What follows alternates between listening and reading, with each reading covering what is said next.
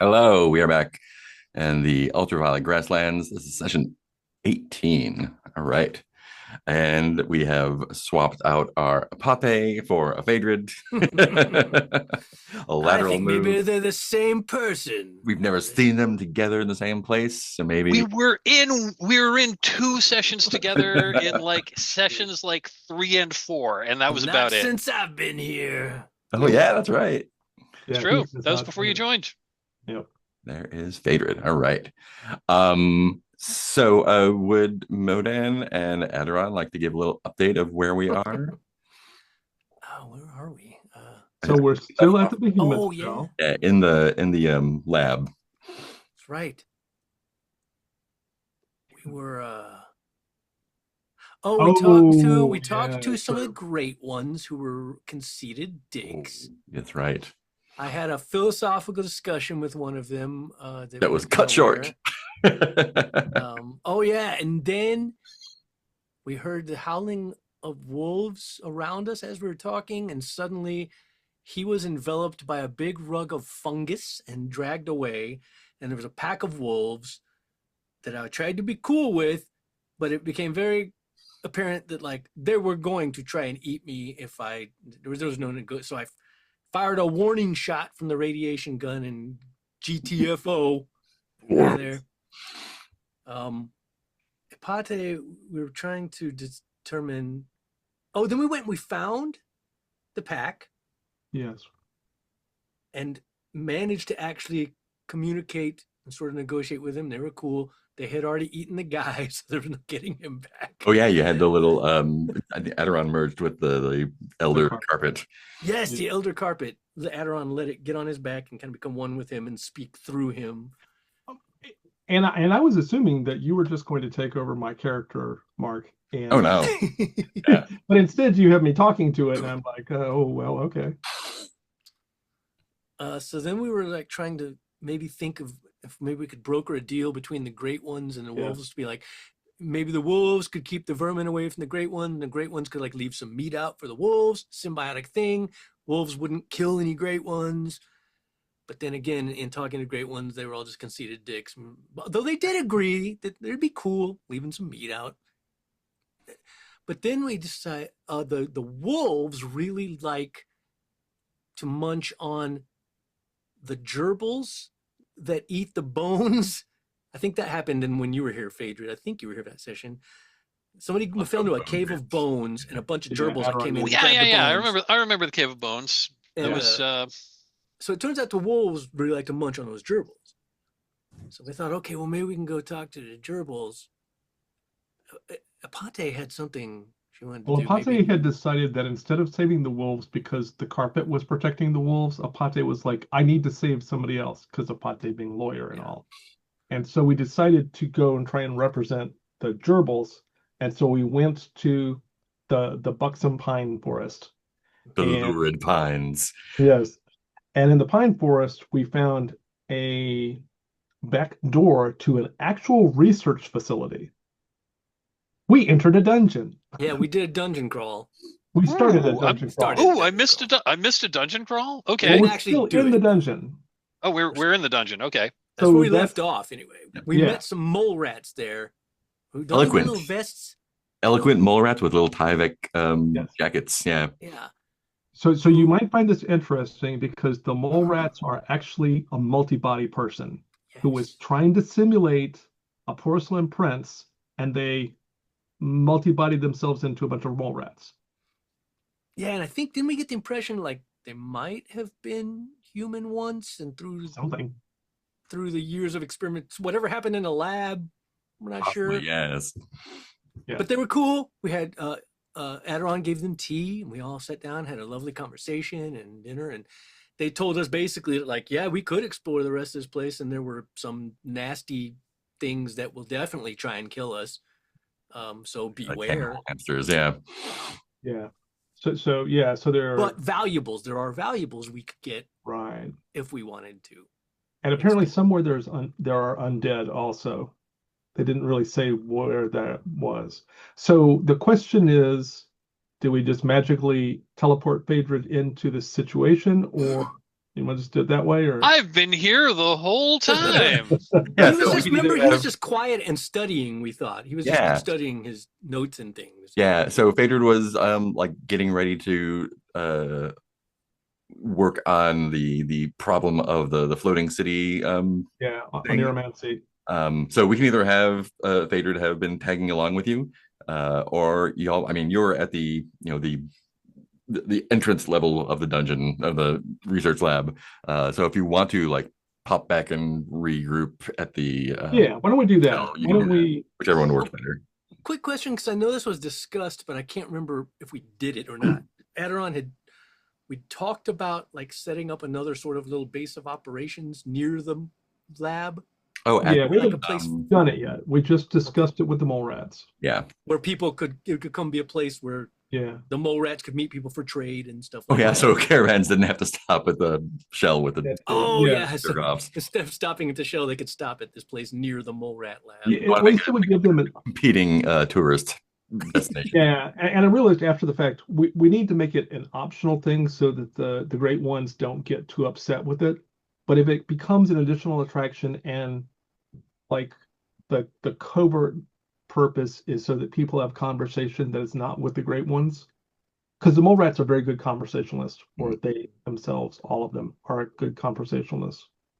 So our intention was to increase trade in this region by allowing people to talk to somebody other than the great ones. Who, as their name would imply, think that they are better than literally everyone else. Yeah. Yes. We Yeah, are we- all lesser beings. I was going to say, Phaedra was there when we first made contact with them, and yeah, they were all arrogant jerks. There's one less now. Oh, that was a Dopital, your like concierge. Yeah, the concierge. Oh, He got Dopital got killed. He Yeah. got Yeah. eaten by the carpet. You brought his skull fungus back in the though. That's woods. right. Yeah. Yes. Unfortunately, right. somebody else has it who's somebody who's going to claim the value. It turns out that if a great one dies, Phaedra, whichever other great one discovers their dead body will sell it when these traders come from further west, I think. So they're sort of ruthless people. That was what part of the long philosophical conversation I had was Yeah. this great one I was talking to was like, he thought great ones deserved better, but really only him. Yep. So it's this weird circular like, well, I mean, if I find a great one, then yeah, I'm going to sell them to traders or whatever. But if somebody found, I'd be like, but I was like, well, what? If someone found your bones, what would you want done? He's like, well, to be honored or whatever. I was like, all the great ones are arrogant enough that they're like, well, he wasn't important enough. I'll trade his bones. Not like me. Yeah, I'm important. I'm far too important for that. Yeah. But I found his corpse and we'll trade it to a caravan. So yeah, we will return. We will tell the mole rats what we're doing, and then we will return to the behemoth shell to collect Phaedra, who has presumably been doing some oneromantic research. Mhm. Because Okay, I like otherwise- it. Yeah. Okay. I like then- it. And the pines are like 2 days out, so it's not a big trip. Great. So and we'll drop a potty off there to hold down the fort, and take care of whatever needs to be taken care of there. Oh yeah, and you did we did a little caravan management in your absence. So we have we still got some supplies. But we will need to buy some soon. Definitely need to buy more before we go get out. Yeah, so the world is your oyster. What would you like to do? Oh, just real quick, because I can't remember. I don't think Phaedra was here for this either. I think this was 2 sessions ago. We discovered that Ottokar is a were person. He's On full moons, he transforms into like a naked human. And From a bear into a person. Yeah, he's aware of Really- human. and he's very embarrassed about it.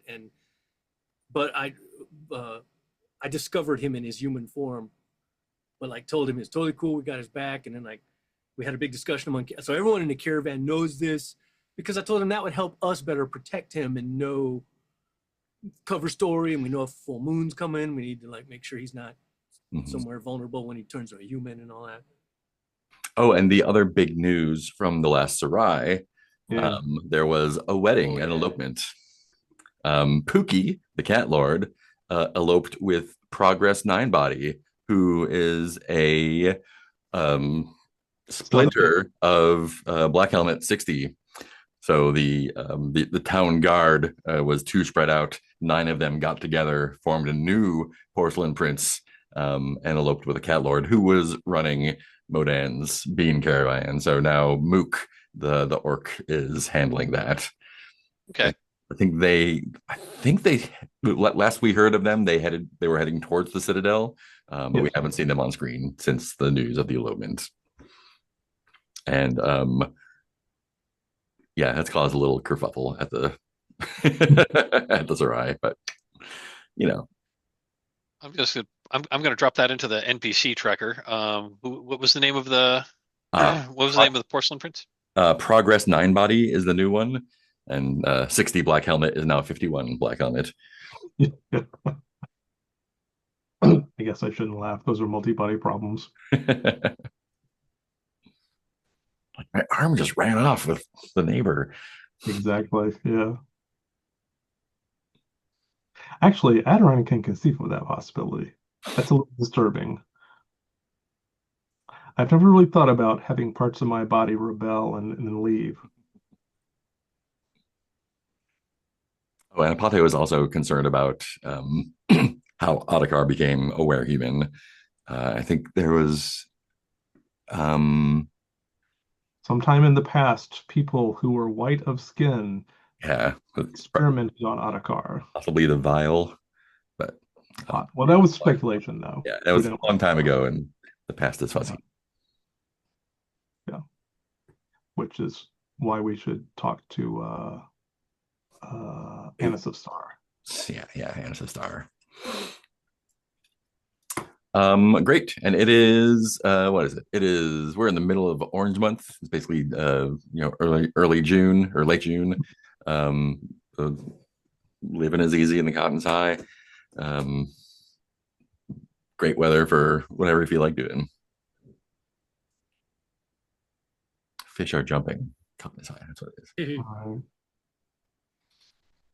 I mean, so we have two extant goals. We have a sort of godlike creature that we were going to talk to, and that was why we were sort of trying to prepare on your manic resources. Oh, right, the godlike being that was in the floating sky city park thing. Right. Yeah. Yeah. And I think that's still a valuable thing to do. Yeah. And then we also have an actual dungeon to explore, which will have risk, but possible reward. Yeah, the Morats were like this was like an old biomantic lab, I think it was. Yeah. And there's stuff down there. But yeah, there's also stuff down there. Hmm. So, what, if anything, have I discovered about the godlike being while I was doing while I was doing like onomantic research? Yeah. Let's find out. Let me get a roll from you. Let's do a thought plus wizard, I guess. Thought and wizard. That sounds pretty good. Thought is 2. Wizard. I am an expert wizard, so that is plus 6, I think. experts plus 6. Okay, so Pretty good, I pretty will good. roll a d20 and I will add 8 to this. Ooh, I rolled a 4 on the dice. Plus 8 is a 12. Yeah. Cool. So I think what you and everyone make sure to up your hero dice to +2 +2 up to your level. So it looks like we're at 2, 4, and 3. What have you discovered? I think tell me a little bit about your research process, and I can go from there. If I remember correctly, the Great Ones did say they did say they had a bit of a library, but it wasn't very good. If Yeah, I'm remembering from like last session we had yeah. It's when we first got to Behemoth the Shelf. library. Yeah. And it was a great library, but it was a Oh, it was a library. great library. Let me tell you, it's the best library. they've ever seen. It's huge. It's the best library I've ever seen. It's the only library you've ever seen. Many people say this is the best library they've ever seen. Lots of books. When you say that, Lots of readers. I'm imagining like the president's voice as you say that. Yeah, So that's exactly that's that's what pretty you're much who going they for. are, I think. Okay, got it. Yeah, making the They're grass all the best books. make the grasslands great again. Ah, Fortunately, they are also very not ambitious, so Yep. keep themselves better for everybody. Excellent. Okay, so yeah, I will use their like their I will use their like mediocre library of greatness, Yeah, and I think and I'll just I'll see what I and I imagine that there's got to be some stuff written about this thing because it's yeah, like right there, yeah, and yeah.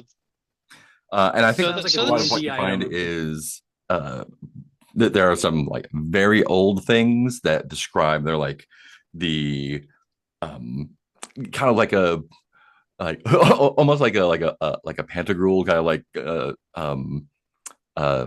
satiric like set of poems about the behemoths, like describing like the one that you're in now and that one and a few other ones of note. And it's in like old, like you know your languages, so you can read it pretty well. But it's in like the old language, whatever it's called. I have a list of languages somewhere. But they're all like just describing like the these giant things walked the grasslands very long ago, and they probably have I'm not going to make up a whole set of satirical poems right now, but they're there, and the so basically I was trying to find out what I could about like whoever like actually built this place. yeah. And I think the body of the one that it's attached to, yeah, let me make a little fate roll real quick. Let's see. Yeah. I think you get the impression, and I think it's difficult to tell like what's literal and what's metaphorical and what's just there for jokes. That uh the personality driving force, not the driving force, the personality of that behemoth, um, was left its body, and instead of dying, it froze there in place, and it has gone to live in that city, basically, Oh, okay. where it can't be bothered, and there's some probably like things that were clearly like topical jokes a few millennia ago that make no sense now about what it was. Um, Got it. yeah, so yeah, something about like it's hard, like the translation, like oh, it left its head. Like, was it crazy or was it trying to take a vacation, or like it's the language is unclear, but you feel like there was some personality of great power had left its body and made a perfect city for itself that turned to poison, basically. Okay. Okay. So didn't really give me insight into like who it was or what they want or that sort of thing. Yeah, just that it was some great power from long ago. Okay. Well, I was hoping for more, but this library kind of sucks. Yeah. I imagine like this. I imagine the inscription over the over like the hall is like the great library of the great ones. The greatest library in the grasslands. Yeah, collection may be a bit anemic to your standards. So I have a question. Is there a guest book that you can sign to say that you've been to the library? I think actually, I think the book that you were reading. I think a lot of the books were either left or scribed by travelers. I think the it's not just guest books, but like people have left their like travel diaries here as well. Interesting. And That's so interesting. you can see going back for a while, people have But it is like guest book flavored. Like, oh Got yeah, it. this caravan stayed here and we left here and everyone else is dead and I'm going home. Or like a normal guest book. Don't drink the water at the spring under the big green rock. Yeah. I was the only one who didn't, and I'm the only one who's still alive. Taking our doggies. Everyone else turned into green slime. All right. Okay, so I got some interesting information, but this reminds me like in Dungeon World when you do the spout lore, like you learn something interesting. It's up to you to make it Yep. useful.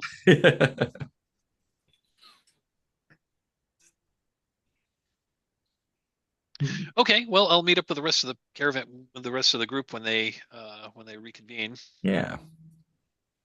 So one of the things that happens is Aderon says to you after we've explained what's going on, Aderon says, "Oh, and while you were busy researching, Apate explained to me how to understand the noosphere."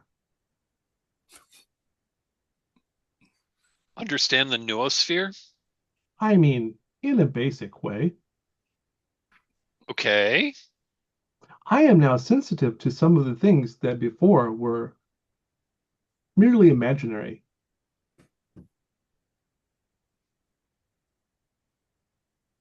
Interesting.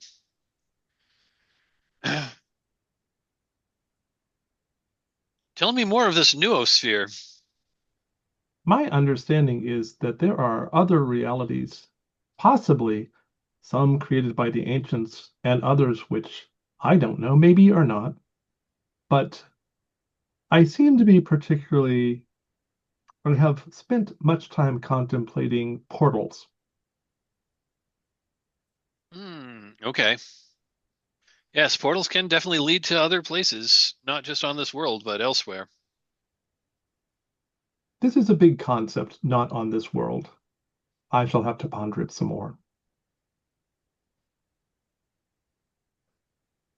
I thought this might be useful to you since I know that you deal in many other planes of existence. Advertising, commerce, unaromatic processes. I'm not sure if I'd exactly call those other planes of existence, but sure, we can say that they are. I prefer to think of them as other lines of um like lines calling them lines of business seems a bit too mundane, don't you think? What is mundane? Humdrum, like down to earth, not terribly interesting. Oh, so things that people avoid doing because they are too repetitive. Yes, exactly.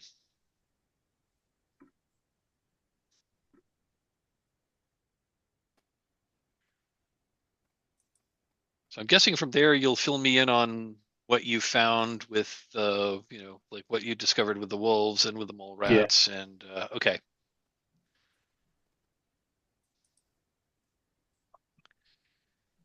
Well, that is fat. That research lab, Phaedra says that that research lab run by the mole rats. That sounds like a fascinating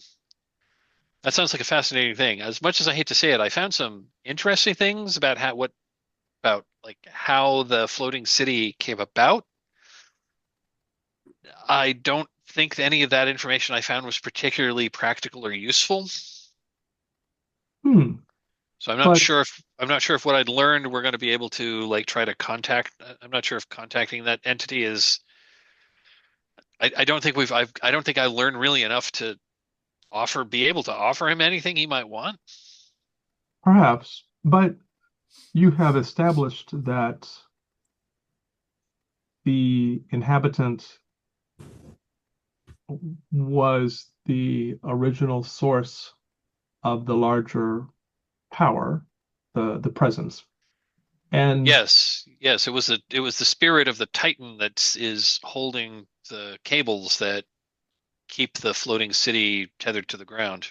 yes, so since we know that they are connected and they made a choice for some reason, we are not completely ignorant um, who this power is, and we can always see if there is something that they have discovered they need in the time since they made their decision.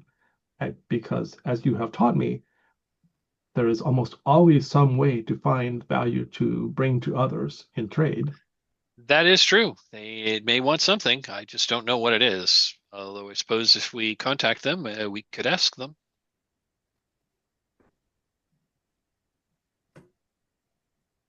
But tell me more of this research facility that you found and the people who are staffing it. We did not see any uh, we did not see any rainbow landers or others. We only found the mole rats, who are, of course, a single multibody, and the gerbils who originally took the bones are called tinkers, and they apparently have a manufacturing facility. And Interesting. then there are large, hungry rodents who are more predatory. And somewhere there are dead who are not dead, who may be the original biomancers, maybe. But it seems that all of the research has led to altered things, including the trees, which have been heavily altered, and the whole area is tainted with biomantic modification. Oh yeah. You Interesting. also ran into the little like the mice that form into ferns that kind of scattered when you Right. Oh yeah, yeah, yeah. I So, remember them. so it is a very diverse ecosystem. Um, our host, the multibody, was quite pleasant. Um, and it sounds like the Tinkers might be pleasant.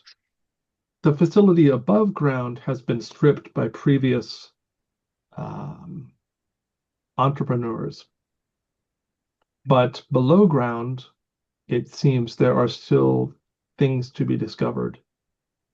But as I said, there do not appear to be any humans, only uplifted animals. Okay.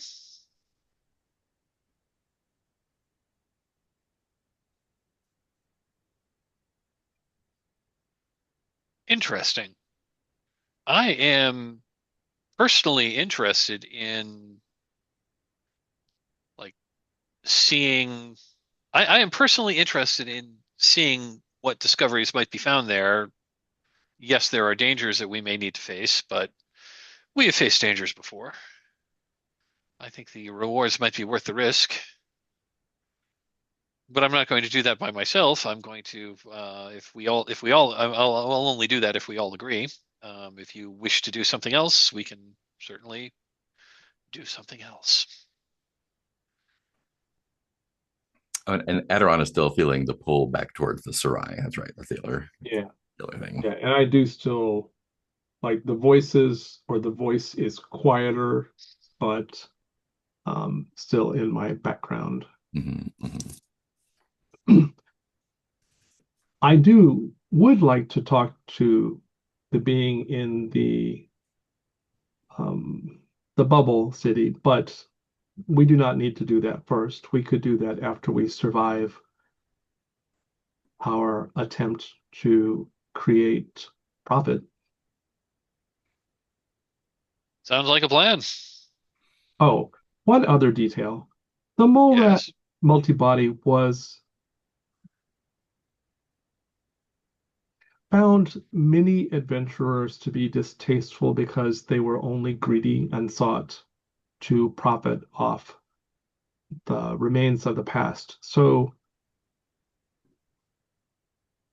we should attempt to be decorous and not intrude on areas that they deem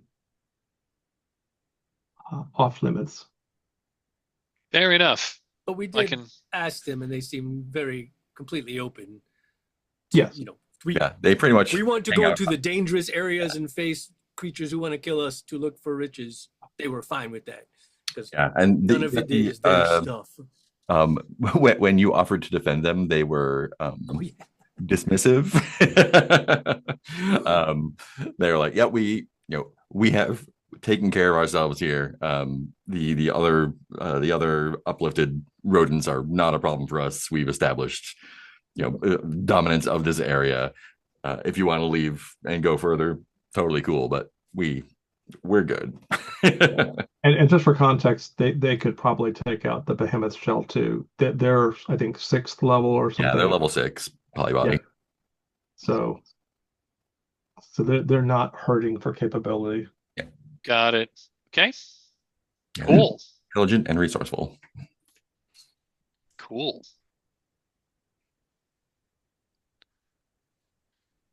If there's anything we could offer them to help us out. Yeah, they seem pretty content, but there's always opportunities. Hired mole rats. And yeah, mole rats are mostly like not They're like what do you call it? real mole rats. They're like eosocial. They're Yeah, like eosocial. they're almost like Bugs. they're almost like social insects, like ants or termites. Yeah. Yeah, they're super cool. But they live on they eat like roots and stuff underground. So Yes. Modan stunned them with his pallet of beans. oh yes, yeah, they that's love right. them beans. They love them beans. We did also before we found them, before we knew they were there, when we were just exploring what we thought was an abandoned lab, we found also their waste room, Mhm. which was just a room filled. They compile all their waste in one room, and we were like, we're like, ooh, that's a We basically found their dirty laundry, Phaedra, so they were embarrassed. Got Like, it. we're so sorry. We're like, no, it's smart keeping all the waste in one place. Good idea. Got it. Let's do it. Okay.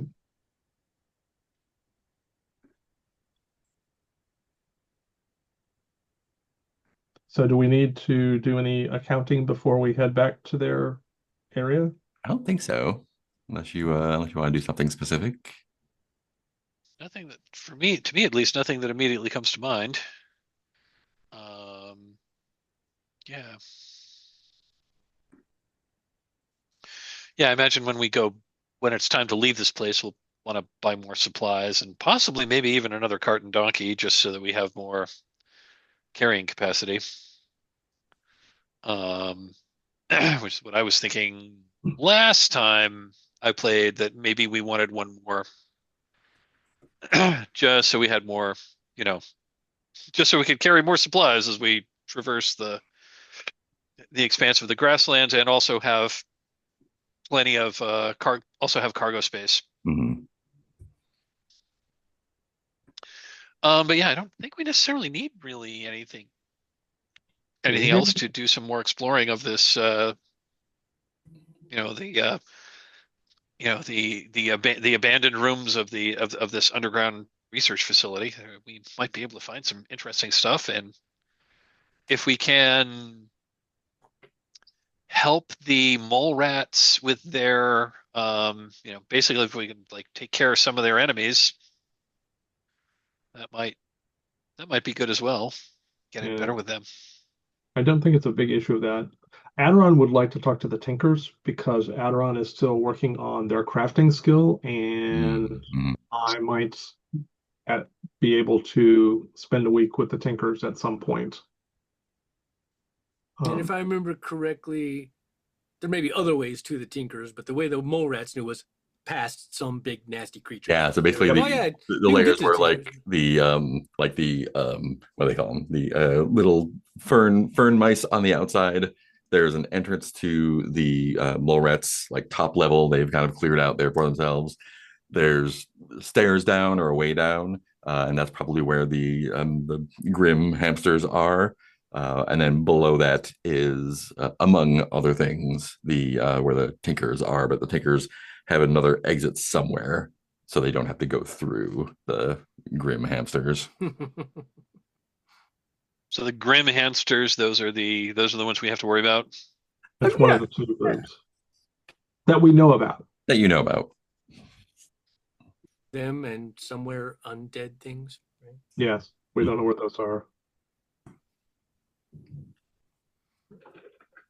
Oh, So and the other option is we could also try to look for the other exit. We don't have. mhm. And with the other, I think when when Aderon merged with the fungus carpet alpha or whatever it was, elder, you had that like faint Oh yes. way back aftertaste of like something vomish in Yeah. its past, but Yeah. like nothing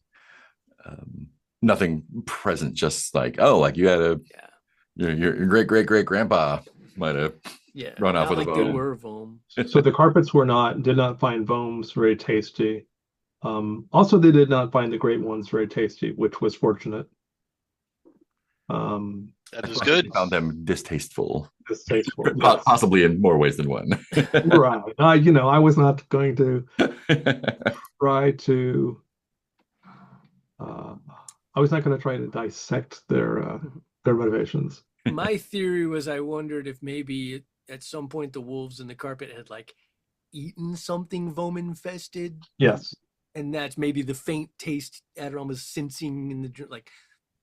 Maybe they just had a tracer from eating. Yeah. So there may be something Vomish out here, but we don't know where.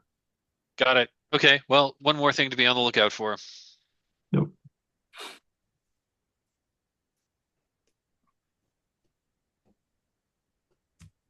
So many Okay, unknowns. Is Ottakar going to go with us? Yeah. Fantastic. One of the gang now. Pate will stay behind. Sounds good. Yeah. What was the name? What was the name of the mole rat leader, or like the mole rats? Did they have? I know they're a multi-body, or do Doesn't have a they name. call themselves anything? Okay. No. There's just the one of them. They didn't feel a need to name themselves.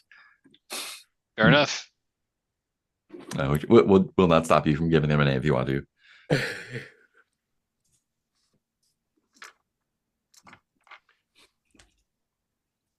So where are we going?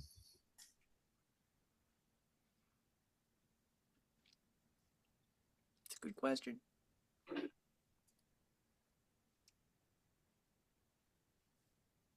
So Aderon says, it seems there are two simple answers. One is to go back through the door that we know about.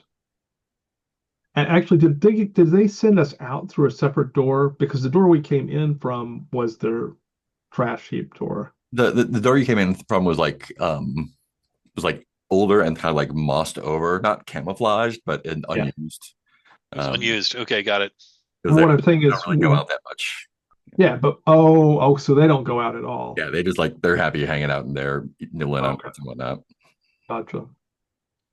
So I guess, going back to Aderon, either we can return to the mole rat door, or we could try to find something to exchange with the Tinkers and hope to cross their path. But they like bones.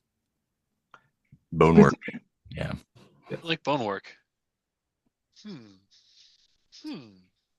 we're obviously not going to take the caravan into the into this facility. Yeah, exactly.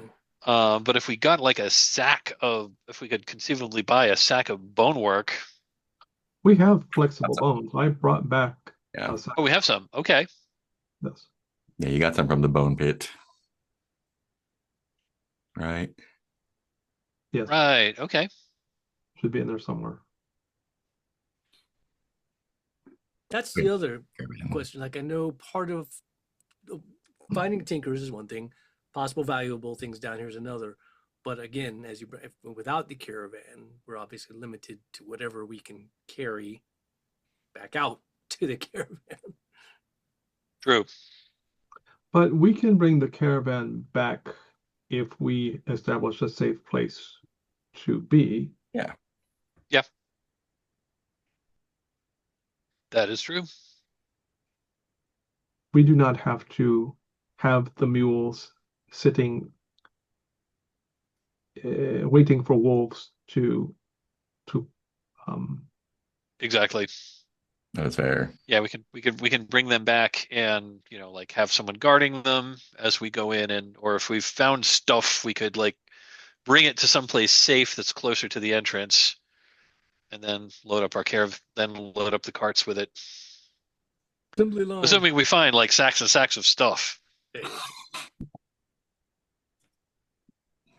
We do know from the mole rats, like, correct me if I'm wrong, Mark, I think like the upper levels have all been basically stripped by looters. Yeah. already. People have come through and looted But what's readily apparent. it's Big past houses. the dangerous things. Yeah, that there's constantly be- ruins of old buildings and stuff outside that have been, scouted. Just got it. There's nothing there. Got it.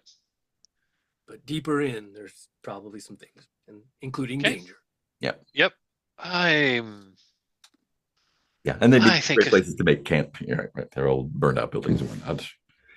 Yeah, I was just thinking like that might be not a bad place to, if we did want to take like, if we did want to like find one that was mostly defensible and like, bring some like leave some stuff there. Yeah, you could do We that. can conceivably do that. Okay. So establish a base in the burned out ruins. Yeah, I like that. Let's establish a base in the burned out ruins that's fairly close to where we're going. So you said that the mole rats knew that there was another entrance, but they didn't exactly know. They didn't really tell us where it was. Assumed, yeah, because the takers don't come through there and they're in and out. Got it. Well, I think that might be, especially if we want to try to make contact with the takers. Let's see if we can find it. Cool. Great. We'll take you back out there. Probably who is gonna I assume we want our best our best tracker out there first. Yeah, that's not me. Yep. I believe that is gonna be our expert traveler. Yeah, I figured. So that'll be thought plus traveler. You get a +8 on that. Yeah, +8. Pew, pew. I think we're just looking for How a about a 13. 20? Yeah, that'll do it for sure. Great. Yeah. So you take Fader to where you found the entrance. You set up a little base camp in one of the they're concrete and plasteel kind of buildings that have been ruined. So there's plenty that are can be easily made relatively safe for camping. And then start scouring the area. With a 20 there, as you're searching, one of the things that maybe you did not twig to immediately last time you were there, there are you run across the little fern mice again, the little photosynthesizing rodents, who I think have, now that you're back and more thoughtfully exploring the area, they seem less skittish. They still don't let you get too close, but they don't immediately disappear as soon as you show up. Can I? Yeah. I don't know if this would take a sack of supplies or what. I want to try and feed them something. Oh yeah. They're not huge, so interesting. Well, it's not, What are you interested we're in cool. feeding them? I think my first instinct would be something like fruity, leafy, vegetably, Huh. not meaty. They could be carnivores in this land, who knows? But in fact, that is the other thing that you notice, that there don't seem to be snakes or birds of prey, or it doesn't seem like they, even though they are skittish, they don't seem to have a lot of pressure on them Right. that way. There don't seem to be a lot of predators. I would let's see how they like beans. Yeah, you can put out a little buffet for them. Yeah. I Few think they're varieties of beans. curious, but they don't seem to eat them. In fact, when a few of them get close enough to your little bean plate, um, I think you notice that they don't even have mouths. They're like sealed over. Oh, so they're purely probably photosynthesis. Yeah, but they are a vibrant green. They eat sun. Yeah, Okay. but they I think offering them food, like, they are more curious. Yeah. Yeah. Do we have any? Do we have any artificial? Nah, it wouldn't really work. Do we? Just Well, sunlight feeding yeah. station Say park. artificial light sources, but I'm like that wouldn't really. I mean, you have your traveler sacks, right? That's true. Well, So I guess we could say we had a battery-powered torch if we wanted to, but Yeah. Adiron's got a green brick that glows. Oh yeah. Pull the green brick out and put it in front of them. Yeah. I think if you leave that like overnight, you'll come back to them, find them like kind of not huddled around it, but like, oh, this is a comfortable place. Like, oh, we can eat even in the middle of the night. This is very pleasant. Adiron will leave that at the moment, although that is Adiron's one prized possession. So, I mean, you could leave it at camp and make that kind of like the oh yeah, My like, goal is here's basically where just camp to is. make them feel comfortable and know that we are not predators. Yeah, and You're I think cool that with us, we're cool with you. does it for sure. Yeah. okay, cool. And I think like these, mice don't live a long time.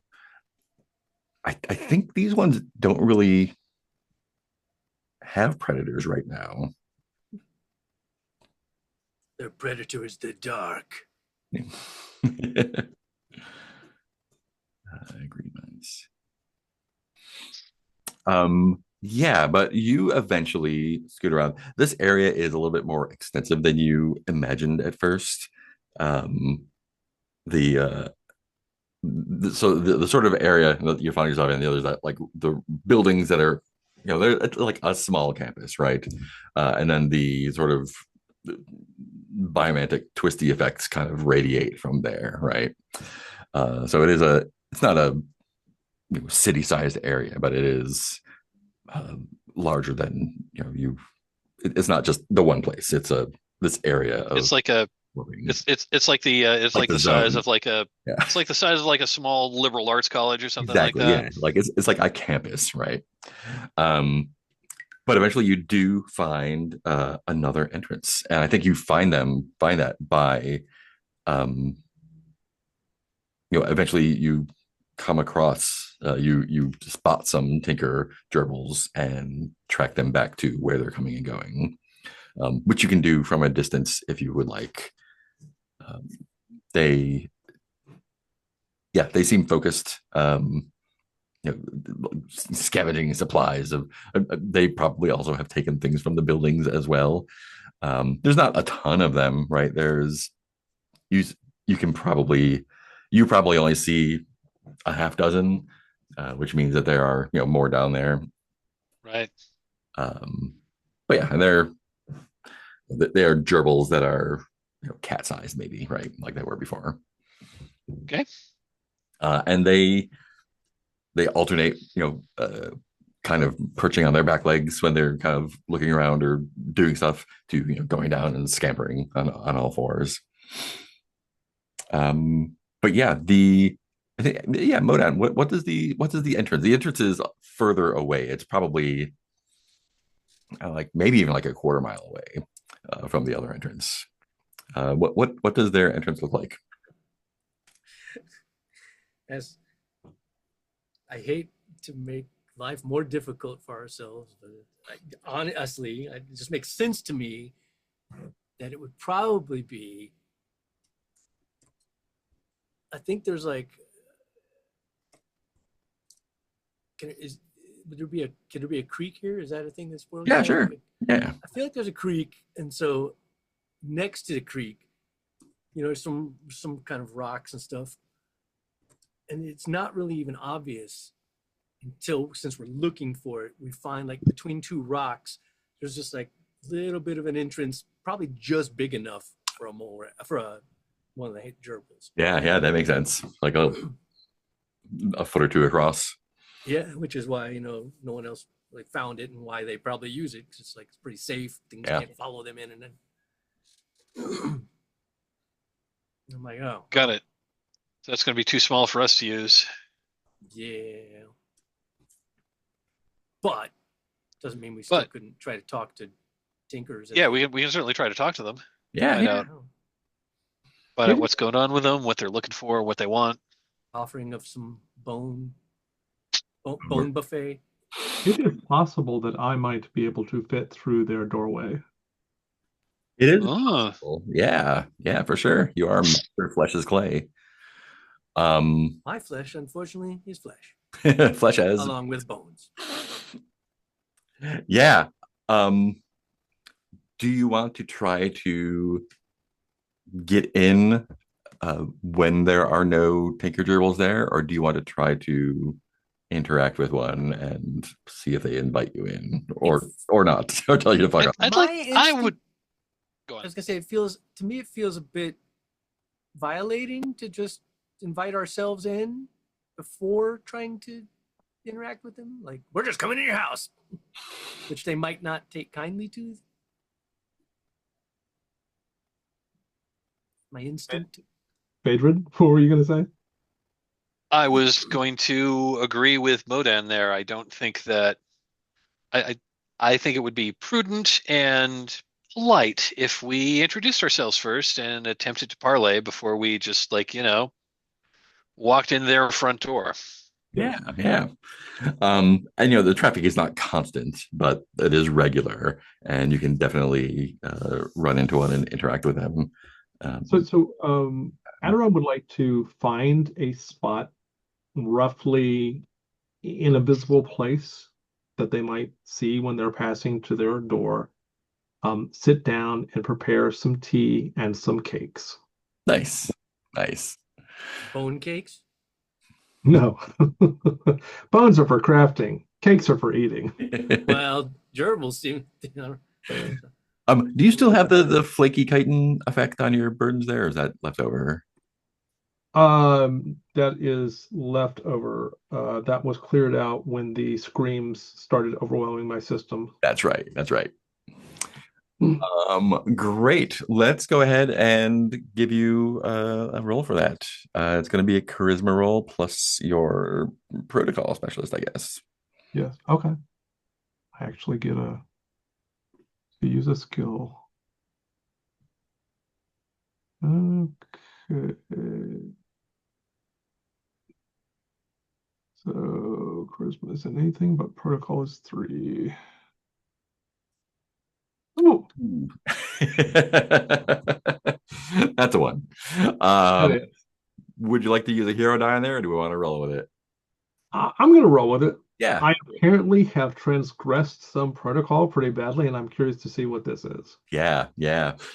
And I think what happens is you set yourself up there, and there is a tinker gerbil that is like kind of it has come out and kind of it looks like it's casually not casually, like it's like pointedly not paying attention to you, and kind of like making a show of like being around the entrance. Mm-hmm.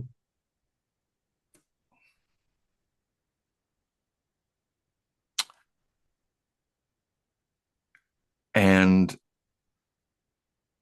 this is so dumb. I think while you're paying attention to them, mm-hmm. a net drops over you from above. That's totally possible. Totally. Aderon would not be worrying about a net from above. Yeah. And it's not,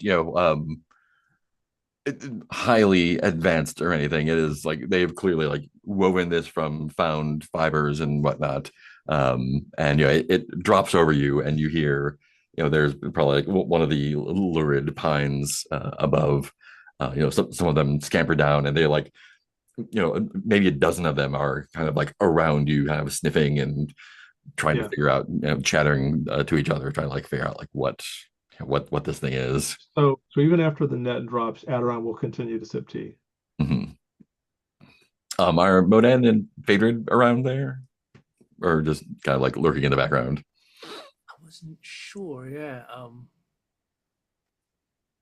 I figured we'd all be around. My gut instinct. So I Yeah. don't know if that means we're all caught in a net, or were we separated a little bit, or how that works exactly.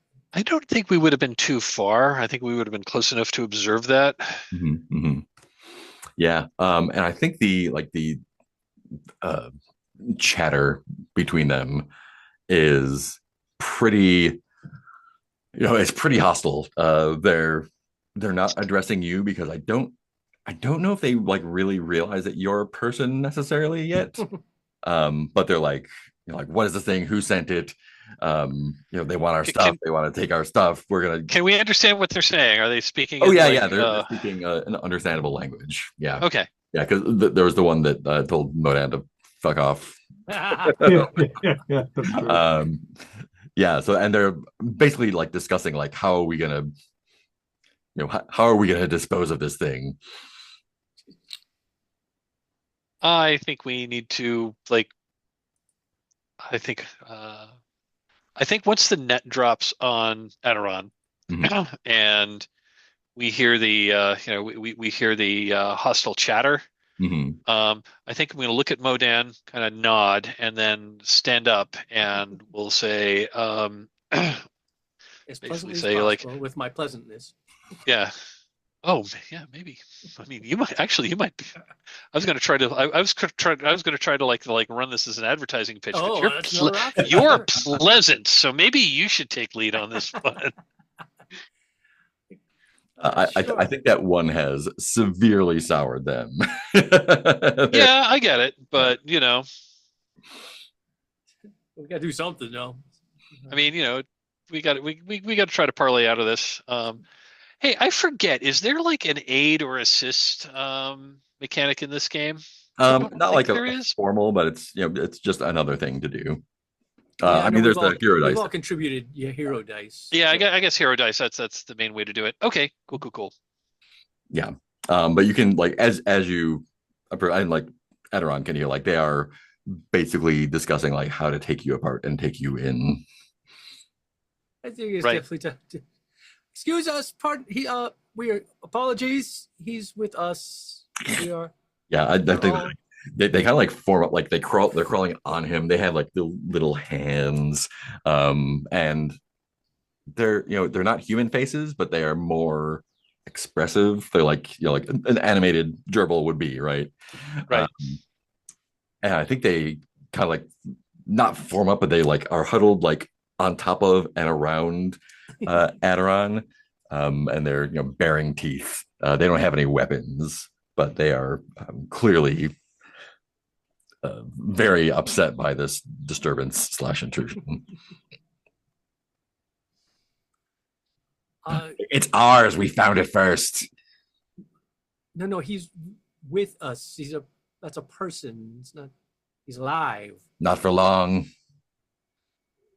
Look, we came looking for you. We want to talk to you. No talking. I don't know if you got ideas, Phaedra, go for it. Well, perhaps. Well, I mean, we were hoping that you would be willing to trade with us. No trading, just taking. What do you have? Give it, or you take him. Tell you what, why don't you? We could, if we've got. I've I understand that you like that your people like bone work, and we have some. We will trade you some bone work to let our friend go. There's plenty of bone in the hole. Oh, but this is excellent bone. This is very, very good bone. We have you. Are you saying we have bad bones? I try to kind of help Phaedra out by being like, wait, don't offer them our uniquely excellent bone. We'll never find bone that quality again. You're the one from the hole. You took our bones from the hole, thief. Trying to sell us back our own things. Is he talking to me? I didn't take any bones. What are you talking about? Never taken bone. We've seen you around with the other uglies.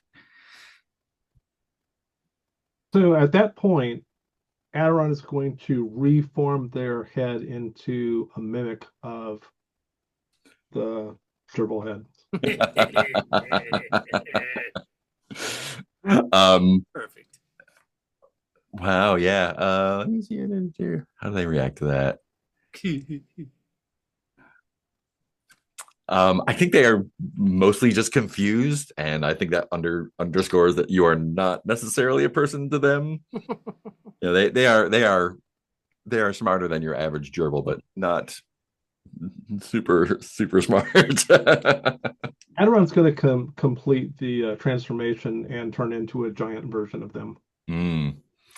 I think that sets them off. They kind of like scatter a bit and kind of like they keep like they're not on top of you anymore, but they're still just like trying to keep you corralled while they're dealing with these other things. I think they're also not used to as many threats as your normal gerbil would be in the woods. Look, we really just wanted to talk to you, and we did not mean you any harm. We haven't done you any harm. If you would please let our friend go, we will be on our way. Drop your stuff. I am willing to trade some bone. I'm willing to trade some bone work. Trading's for uglies. We just take. Well, we don't freely give. How would you feel if we just came and took your stuff? You wouldn't like that, would you? You wouldn't be able to. We are perhaps more capable than you think, and I would really prefer this not devolve. And I would prefer that this situation, I would prefer that this situation not deteriorate. Like, please be reasonable. The mother will protect us. I am here to see the mother and to learn the ways of Tinker. No. Get your own mother. Aderon. No, I won't do that.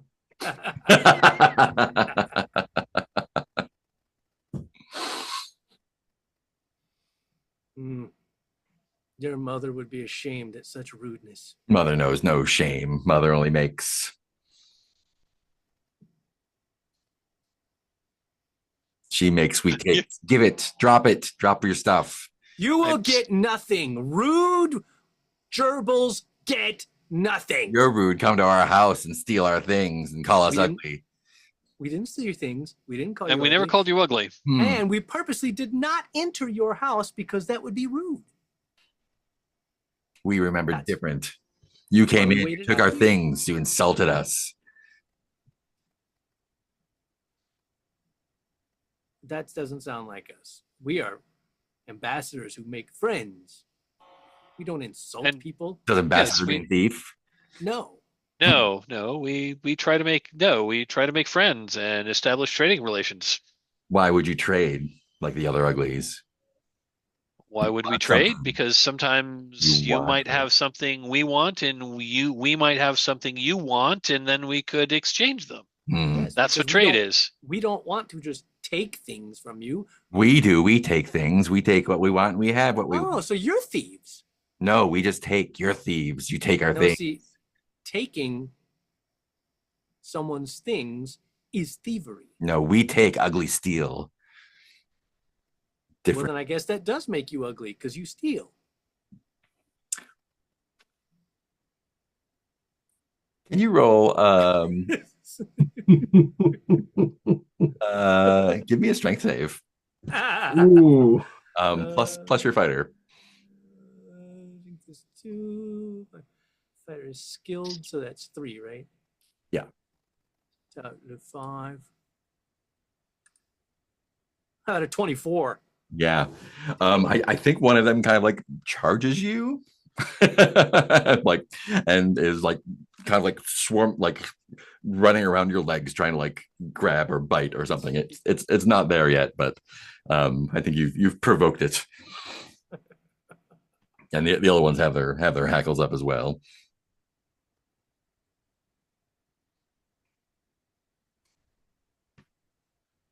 Hmm. Hmm. We were hoping this wouldn't come to that. I know. I'm trying not to. Phaedra, what kind of stuff did you bring with you? Like just what you're carrying on you? Mostly what I was carrying on me. I was thinking if we'd heard that these tinkers liked, liked the bone work. I was thinking maybe we might have wanted to bring that one sack of bone work Hmm. to trade. Can But I it get, sounds like they're not particularly interested in trading. can I get an agility roll from you? Agility. That is not my strong suit.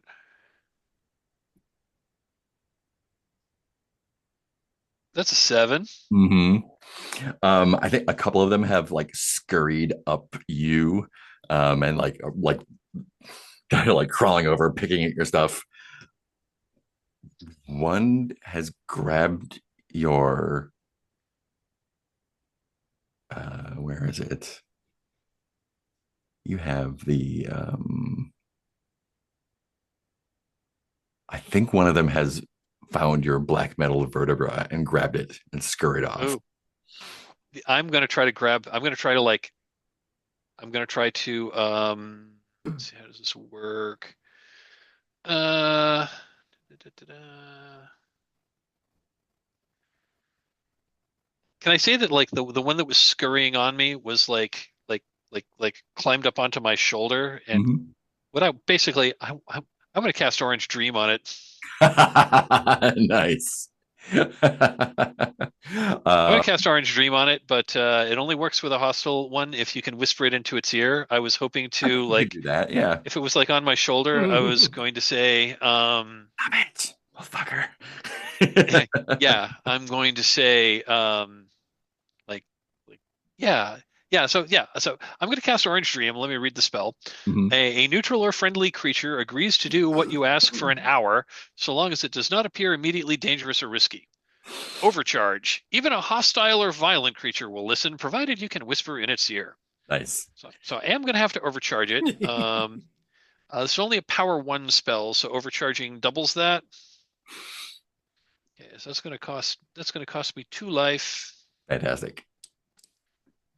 And basically, I'm going to tell this tinker that you know you know we I'm going to tell the tinker that we mean no harm.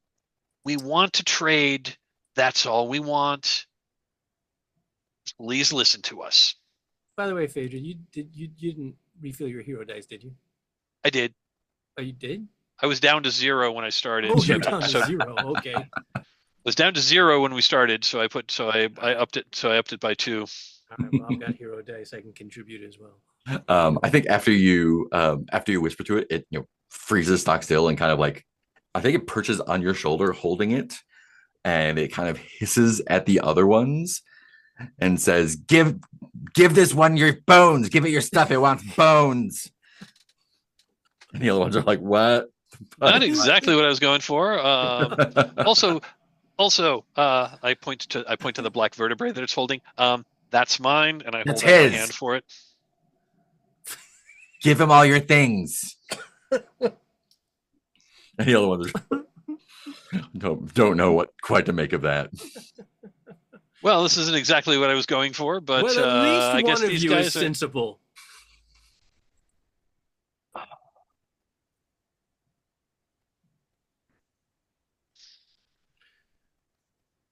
I'm glad you found a better solution because I was about to blast their hole with my radiation gun.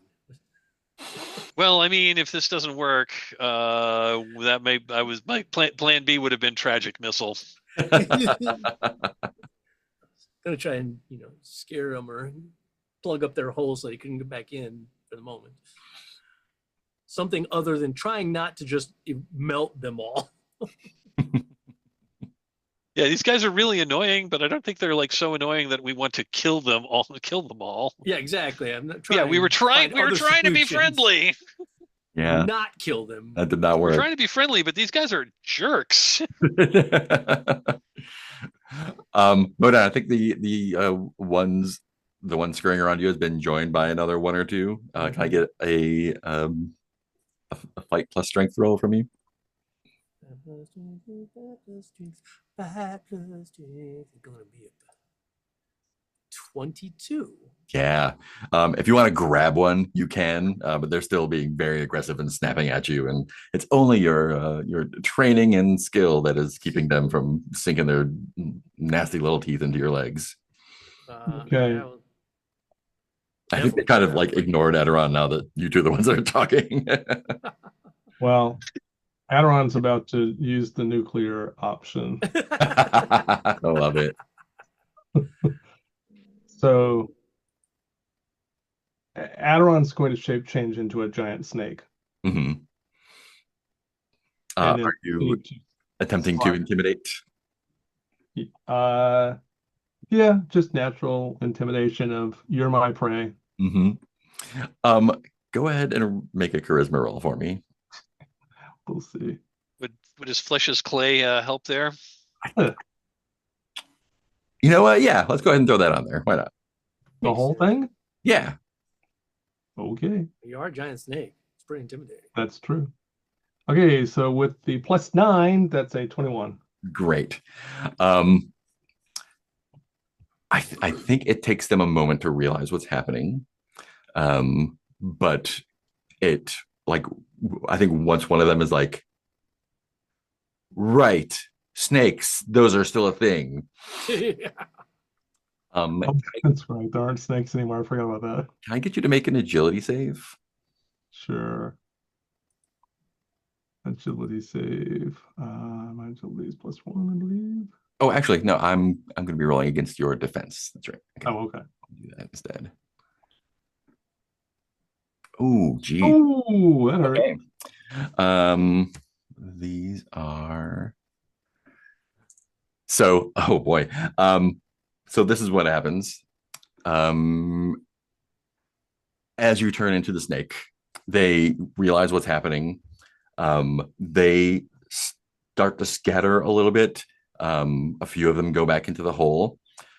Those of you who are further away can see like one of the burls on the lurid oak nearby starts to pulse red and like starts to like glow red from the inside. And this, before after not too long, this ray of searing heat shoots out and strikes Aderon for 4 damage. Yes, that hurts. And it burns. It burns like it's not only damage, it's painful. I will most definitely, when I can, shoot that knurl with my radiation gun. Nice. Can I just get a roll? I don't think it's going to be a problem unless something bad happens with the gun. A 1 is pretty bad. Oh no. You might want to roll a hero die there. And yeah. I've got. I can tell you what happens if you don't roll a hero die, but you might want to roll a hero die. I also didn't know. Am I adding anything, or am I fight or anything? I think fighter and agility. I mean, I would still need a hero die. I was just seeing if it was a 1 or not, and it is. Oh, right. There's a reason these guns are banned. do hero dice counteract? Yeah, if you throw a hero die on there, I think that'll absolutely. Probably, are we saying but I don't want to wipe everyone out. Right, was starting to overcharge maybe, and another 1. I think what does happen, like you go to do it, and there's like a little an alarm going off on it, and I think it does overheat. And like you have to drop it to avoid getting your hand burned. Ow.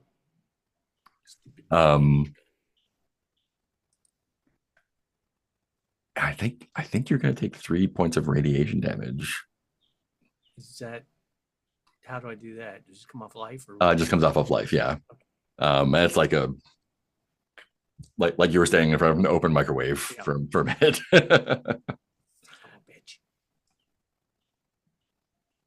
So Um, did you scatter with that?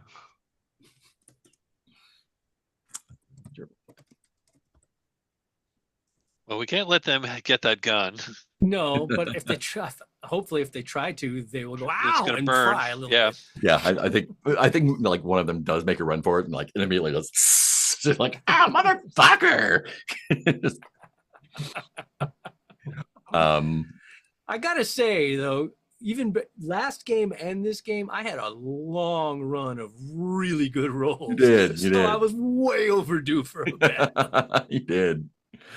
And I think this has caused like the giant snake, the defense system activating, the weird hot thing happening.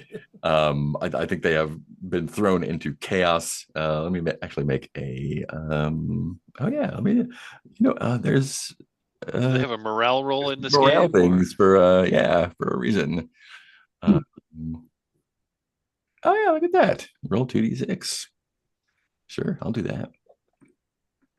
it's very OSR. Yeah. A 7 gives me what?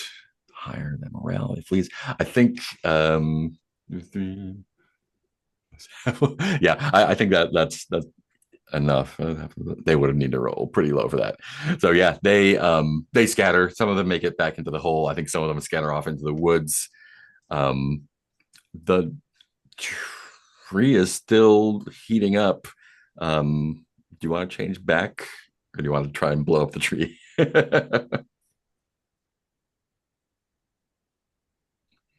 So, uh, is there any cover nearby? Yeah. There's rocks and other trees. You can slither away. Yeah, I'm going to yeah, slither behind something for the moment because I want to see what happens. I want to see if it tracks me and shoots my cover. Yeah. Go ahead and make an agility save. Okay. We're looking for a 13. All right. Okay. Oh yes. Yeah, Oh yeah. yeah. A 20 It does total. continue. It's not like a zap, zap, zap. It's like a continual like heat beam that kind of like follows you as you slither away. Kind of like you go behind a rock and it's like heats that up for a minute and then it fades away when you're not in sight anymore. Okay. I am going to slither into their hole next. Nice. Nice. And then I'm hoping that there's a corner that I can turn around so that they shoot their own hole. Not Ooh. Yeah, give me another agility save, but add your flesh's clay as well. okay. That's good. So adding flesh save, that's an 8 plus a 9, so that's 17. Great. Yeah, so you're able to slither around enough so that it does not strike you. You're able to get into the hole as well. It does kind of heat up the rocks on the outside there, but you are in, and it is dark in there.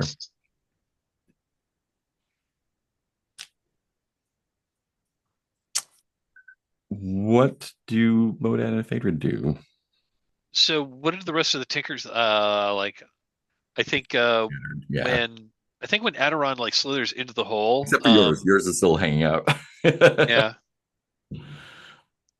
Um, yeah, I think I'm going to turn to that one guy that the one guy there that's that I did in Sorcel, and I say like you can leave now. Cowards! I'll leave with this. No, that's mine. It's yours. Take it. Take what you want. I'm gone.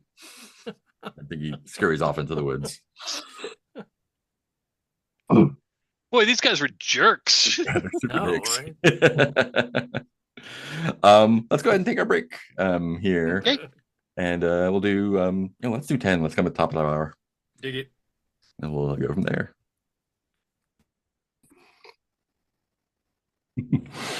So that went well. Well, we finally found somebody who could defeat our friendliness. Because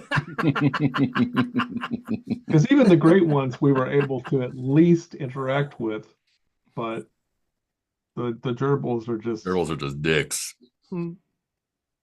And I have a feeling that we could have like just very easily destroyed them if we'd put our mind to it. But Totally. So Aderon, you're in their little hole there. yeah. Are you intending to go deeper or just hang out there or come out? Um, so I'm doing, first of all, I'm so I have those um bat lion claws, and Hmm. I'm going to shift them to the front Hmm. so that I have, yep, some teeth up front.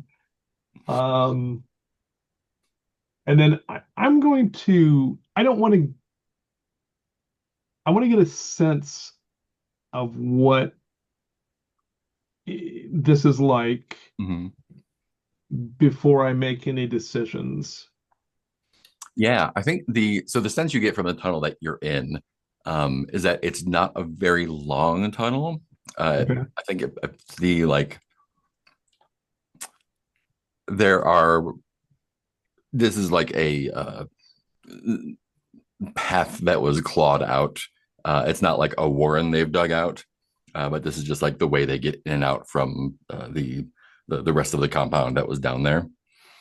I think like you can see that there's actually light a little bit further in, but this is like their like main way in and out without having to deal with zombies and hamsters and eloquent mole rats and whatever else. We don't have to be fucking polite. Yep, exactly. Um, so I am going to um, get my bearings, see if I can see where that light source is coming from Mhm. in a general sense. I mean, I know it's a direction. Yeah, Then I'm going to back out and rejoin Phaedra and Modem. cool. Yeah, I think the sense you get from there is that there are rooms in there, like that tunnel would open up into more Yeah. civilized areas. Um, how yeah, long was that? Like once Bodan, not once super once Aderon gets us, like how long was that? Like 5 feet, 20 20, 30 feet. feet maybe. Yeah, So longer than one of us would want to crawl, than a human-sized person would want to crawl through. yeah, and probably like sloping like slightly upwards so it like doesn't get flooded out. Right. Is the tree still active when I back out? I think I think you're if you want to change from snake form before it fires up again, I think you will be able to do so safely. I Okay. think that defense system will still be active, however. Right. Is it possible to get behind the tree and see? Yeah, Okay. yeah. It seems like it is not. It seems like the tree was. I want to say this. It was not grown like this, but some sort of like it's like a biomod that was attached to in the tree, kind of. Right. Okay. Got it. Okay. I was figuring this was some kind of biomancy. Mhm. Yeah. Well, that went well. And in fact, Aderon, can I get a thought check from you? Yeah.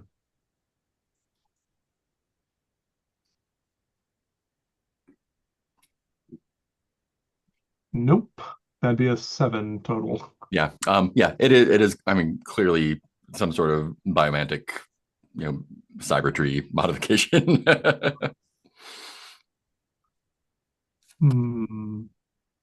Well, this looks like this place doesn't really afford us an entrance, and did the Tinkers, were the Tinkers hostile. They were quite unwilling to negotiate. Yes, they were I'm unwilling. still picking at the back of the tree, seeing if there's a way to decouple the biomantic. Yeah, it's just kind of like grown onto it. Like you can almost imagine like someone like the mod is like a It's thing almost that been you like attach grafted. to the tree and then it like grows around it and kind of envelops it. Right. You could probably like dig it out if you wanted to, or disable by taking the tree down, or yeah. I don't know if we necessarily need to disable it. I'm wondering if maybe this. I'm wondering if this was maybe this.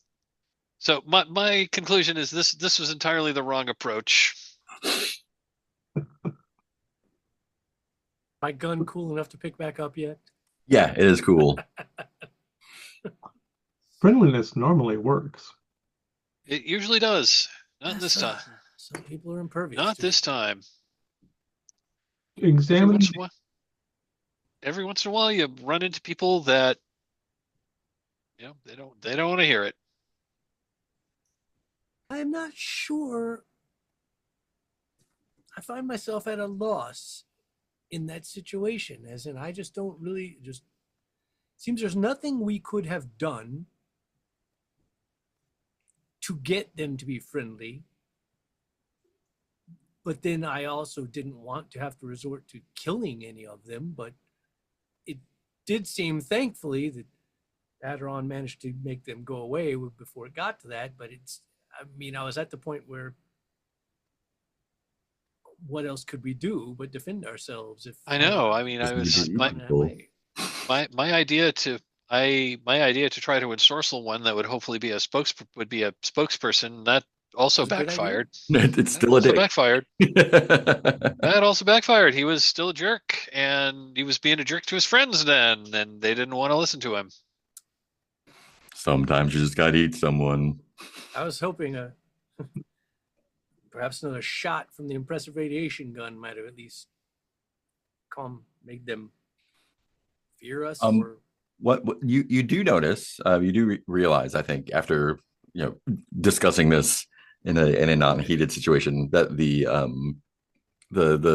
hot neural was not targeting Modan or Phaedrid or Aderon after you change back. Yeah, it was clearly going after like predators, like snakes. That might be why that might be why that'd be one reason there's no snakes around here. This defense perimeter may be taking out all of the natural predators. Which is good if you live here. I have to wonder how Ipate would feel about that. Probably not great. It does give them the ability to assert their rights to territory, and Ipate might approve of that. But it's by eradicating many other beasts. They're basically killing, and I'm looking around, killing everything else. Yeah, I'm looking around to like other of the lurid pines that are growing here. Do others seem to have a similar burl? I think there are several. Yes, it's not common. Are there any other kinds of burls which suggest other mods have been put on? I don't think you could tell that from the outside. No, I think, but there it's not every tree, but once you know what to look for, like oh no, oh, there's more of these than I thought there were going to be. Maybe we should go over there. I don't. But you've been traveling safely through them, so we're not predators. So, I do not believe that these were created by the gerbils. These were created by the biomancers. I would agree. I wonder. And the gerbils were taking advantage of that.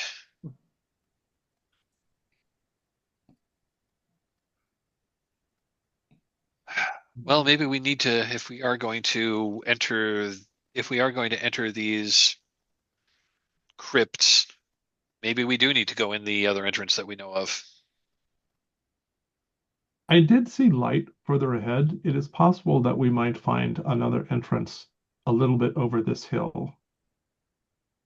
We can certainly look to see if there's another entrance that was designed to be an entrance, because this one was clearly made by the Tinkers. Yeah, and just to clarify, the light that you saw was, I think, pretty clearly an inside light. Like that was it was lit from the inside, kind of like the same. Sorry. When you went to the mole rat area, like there were these like recessed like glow strips basically down the halls. Oh. Same flavor of lighting. Skip that comment then. I Yep. mean, we can certainly look to see if there is another entrance. I don't think you find one. Yeah. Okay. It would be it would be easier to and polite to talk with the polybody and tell them of our adventures. That's a good idea. And they haven't met Phaedra yet, so. No, me.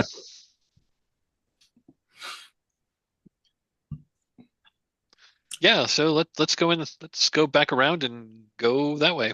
Yeah, yeah. The entrance is still there. I think you had left it kind of camouflaged, so it wouldn't be exploited by less scrupulous heroes. But it's still there. You're able to.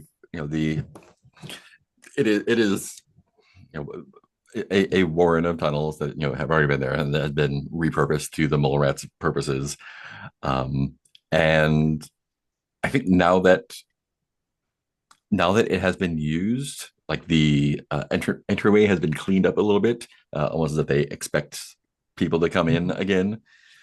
And not too long after you enter, you are met by one of them, like, "Oh, you've returned so soon.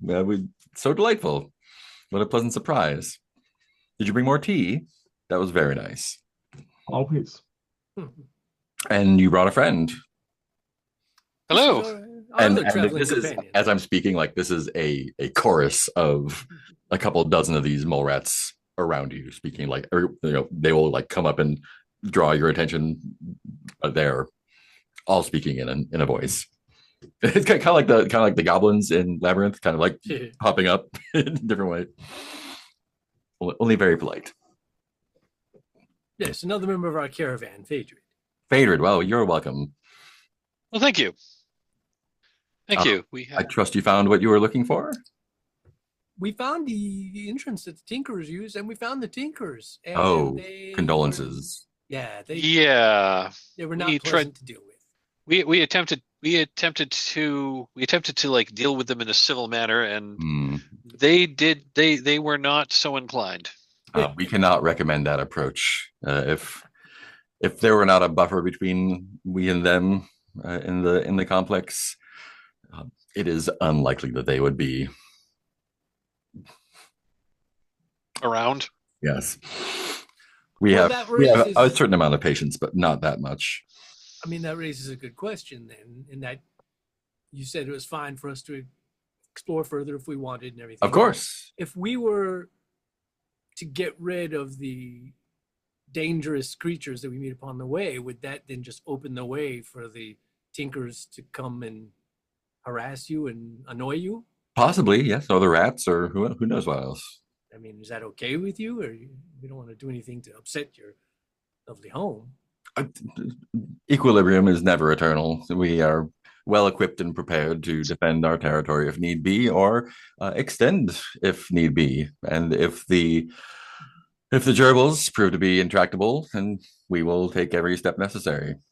We are not looking for violence, of course, but we are capable of it if necessary.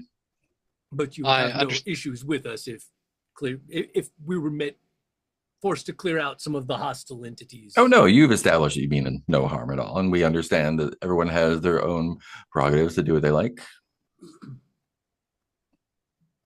You've been quite delightful guests for us, and honestly, a little bit more space might be useful. We keep to ourselves mostly, but a larger mind might be pleasant. Shall we retire to tea? Of course. So, aim to have a wonderful outlook of merely flowing with wherever the river of life takes you. Yes, ambition often leads to hardship and sadness. So that can be true.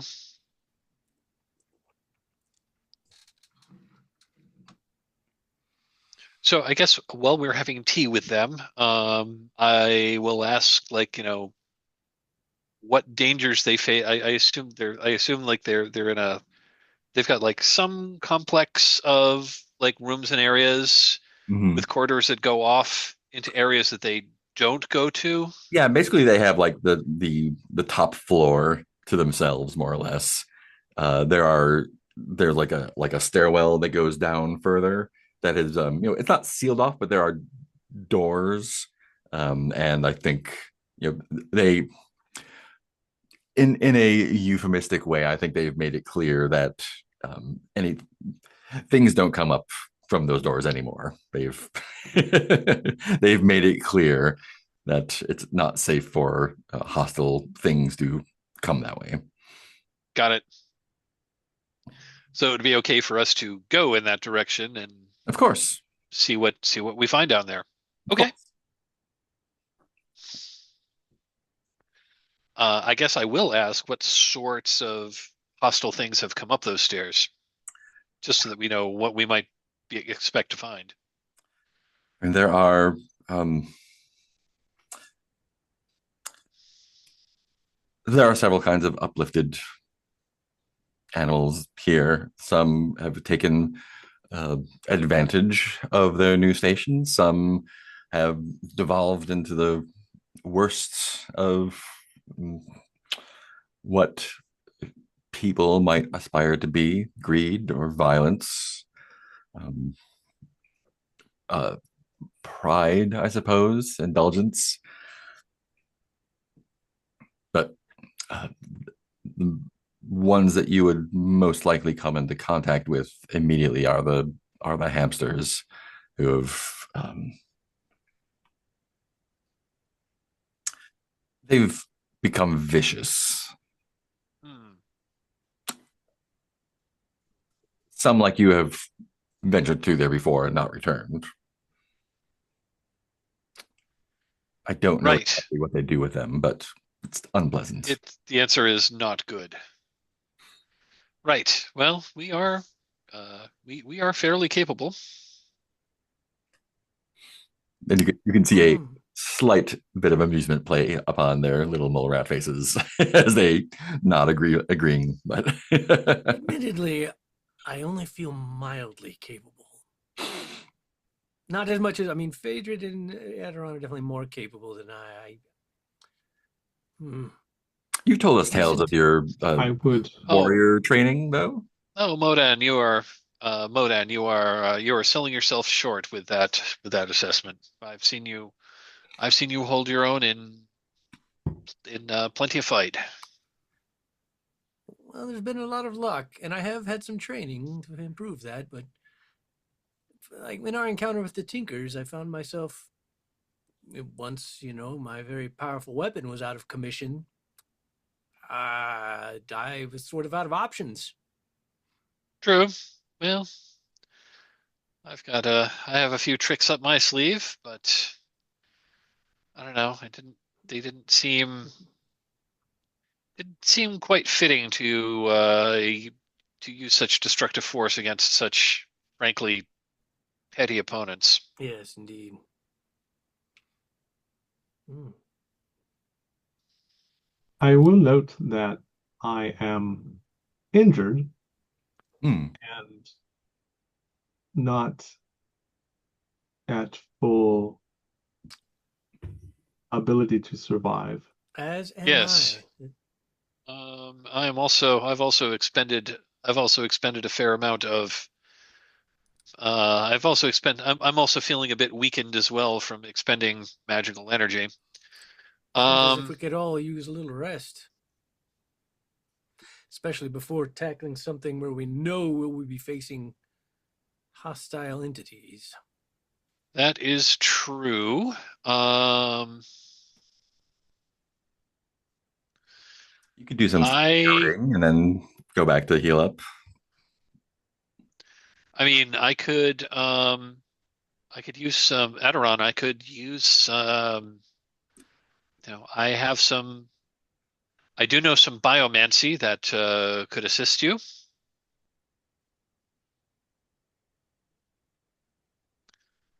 if you would if you would be so inclined.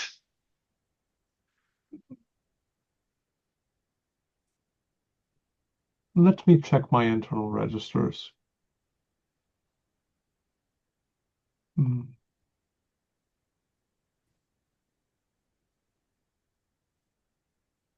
We all need some healing. Yeah, we all need some healing.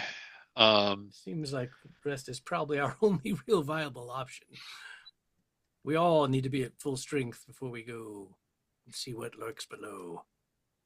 But perhaps looking down the stairs might give us a better idea of what to prepare for. That is true.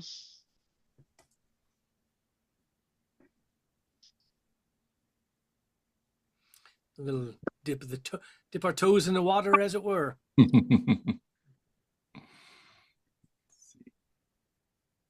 Yeah, why don't we do that? Why don't we do this? Adoran, if you are amenable to it, I can because it looks like you're a bit more injured than the rest of us, so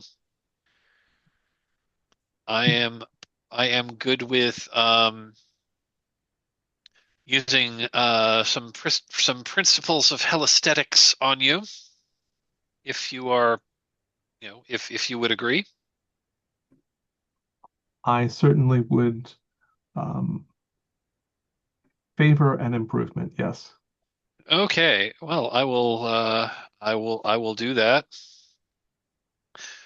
You gain 5 life, Ooh. and I lose 2.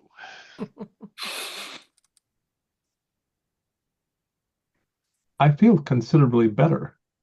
These principles are quite refreshing.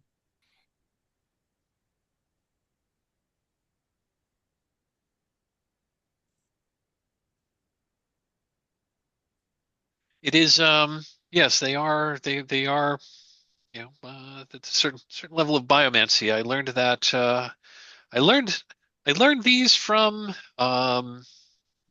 actually, I learned this particular technique from God, what was their names? Those biomancers back at Last Sarai, Mm. Star of Anise, Anise of Star. Star, Star of Anise and Basil of Planet. Yeah. I am very fond of them.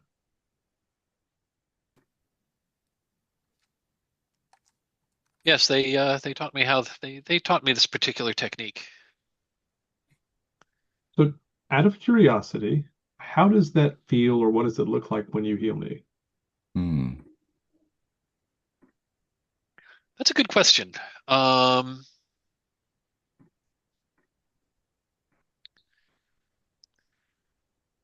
I think Phaedrid like uses a mantra and um and as he like uses a mantra and like does some almost like yoga um like like like movements. His hands glow, and then he places his hands on you and helps you kind of like to move in a similar manner. And like moves his hands, like moves the glowing hand over like where the injury took place. And um the site of the injury also glows with the same kind of like kind of blue, kind of like a it's kind of like a golden radiance as he's, sort of, like like realigning like realigning the life energy paths through your body. Okay. Um, But I there's a certain amount of infusion of his own of Phaedrid's own life energy into it. right, Mm. right. So Aderon wants to open their perception to the newest sphere as this is happening. Just Ooh. like in the newest sphere. Yeah. What are you seeking anything or just kind of vibing? Um, Partly Aderon is um just trying to be aware of the perceptions, Hmm. but partly Aderon is trying to see if they can tell given their newly trained awareness of portals, Hmm. see if they can see as the source flows, like what the source is. Um, yeah, I think, huh. Give me an aura check. Just kind of give me an idea of where we're at here. Right. Okay, no bonuses. 17. 17, great. And yeah, I guess you can add your uh dreams Oh, on there. Yeah. that's true. Um, yeah, so you learned this from Anise of Star Anise there. I think it feels like the energy is kind of comes kind of from everywhere. It's it's definitely emanating from. It's almost like it uses Phaedrid's own life essence as kind of like a catalyst. Kind of like when your energy burns, it kind of like creates this vacuum that other things can flow through, and that's where the energy, the healing energy, is from. The energy that you're spending in yourself is not necessarily like you are trading your life energy for them, but you're kind of using it to like encourage other things to come through you. The bridge. Yeah, Interesting. yeah, So when that happens, then I can see sort of energy flowing to Phaedrid and then flowing out of Phaedrid yeah. into. And it feels just like a universal energy, not like it's drawing from beings or things or anything. It's just kind of like Okay. just a vacuum sucking in the 0 point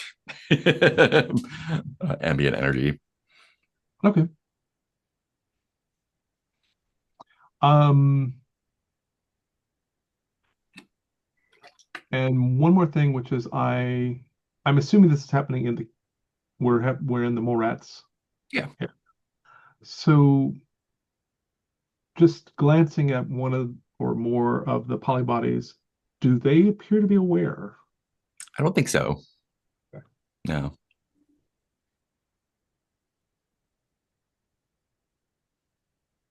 Interesting. Okay.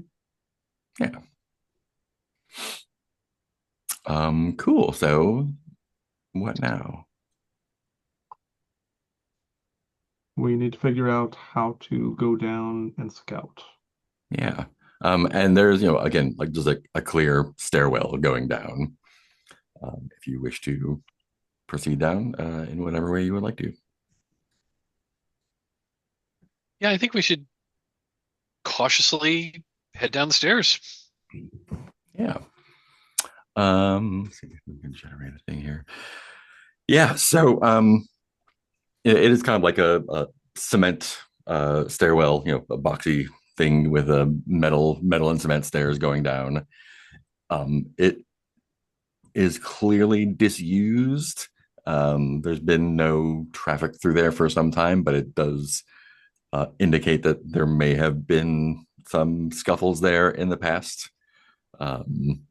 Not necessarily like a last stand situation, but it looks like things were fought back down at some point in the past. Okay. It does have that same kind of glow that the rest of the compound does. Same aesthetics. Um,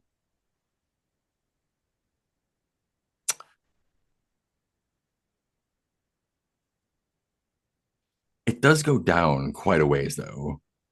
It feels almost as if I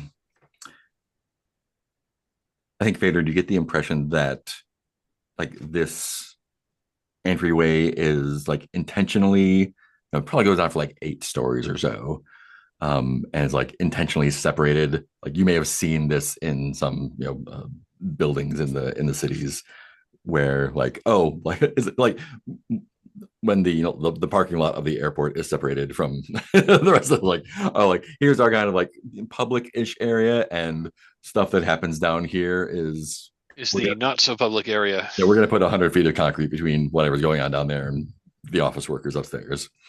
Got it. So this is almost like shielding. Yeah. It's not like blast doors or anything. It's just we're gonna give it a little bit of breathing room there. But eventually it does come down and open into a another kind of like there's like a little hallway leads off. There's a square room or two there with some doors. It does not smell great, as you descend. There's not like a miasma or anything, but there, There's getting close, and there's like kind of like a yeah. foul undertone to There's the air. yeah, there's like a rotting smell. You can definitely smell like whatever has been killed down here was not treated well or disposed of well. Um, and I think as you kind of cautiously poke around this room, there's like double doors that lead down a hallway and another set of doors over here. You swear that from somewhere that you can't quite place, it doesn't seem to be coming from either of the sets of doors. It's almost like violin music, very, very soft from somewhere. And like if you like, pop open the doors just a little bit or put your ears to them, it doesn't seem to be coming from there. From anywhere? Seems to be coming from the room. Everywhere? Unclear. That's weird. Do we want to press on a little bit? And when you like push open, they're like the kind of like plastic, not like hospital doors, kind of like double doors like that. If you like push them open, that sort of like rot smell hits you a little bit harder from that hallway.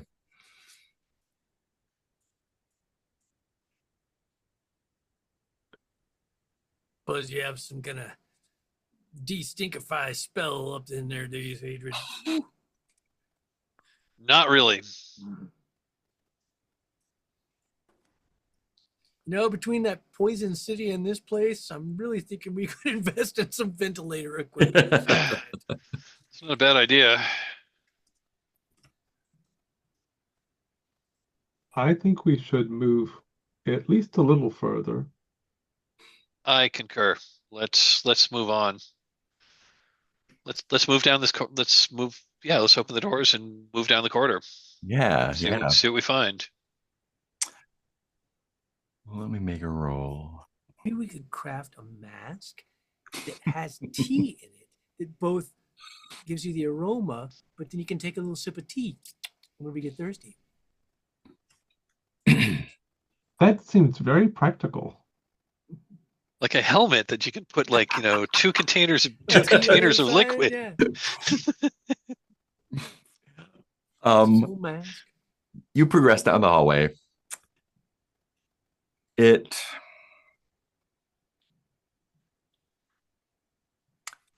There's a few rooms off to the sides. I think the smell is worse. And it's not too long before you see that at least some of the source of the smell is in a couple of these rooms. There are the like half-eaten bodies of like big dog-sized hamsters. They have like their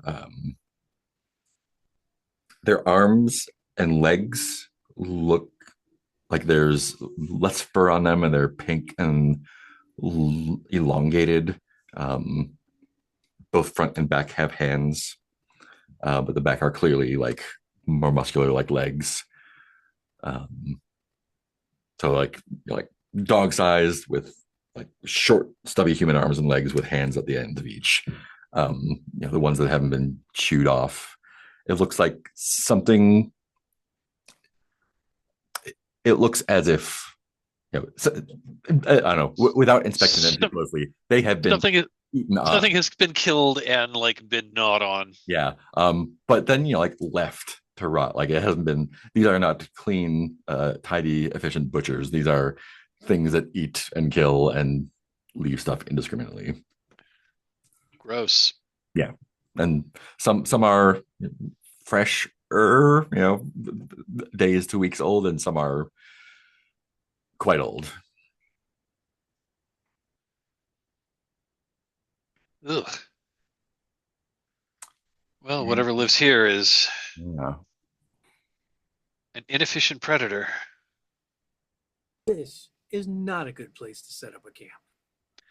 No, no, it is not. Are there any signs that would indicate like what kind of creature did this? Go ahead and make a thought roll for me. Sure. Now I see you meant like not my brain for just a split moment meant like literal signs like beware wildebeest. Beware of the leopard.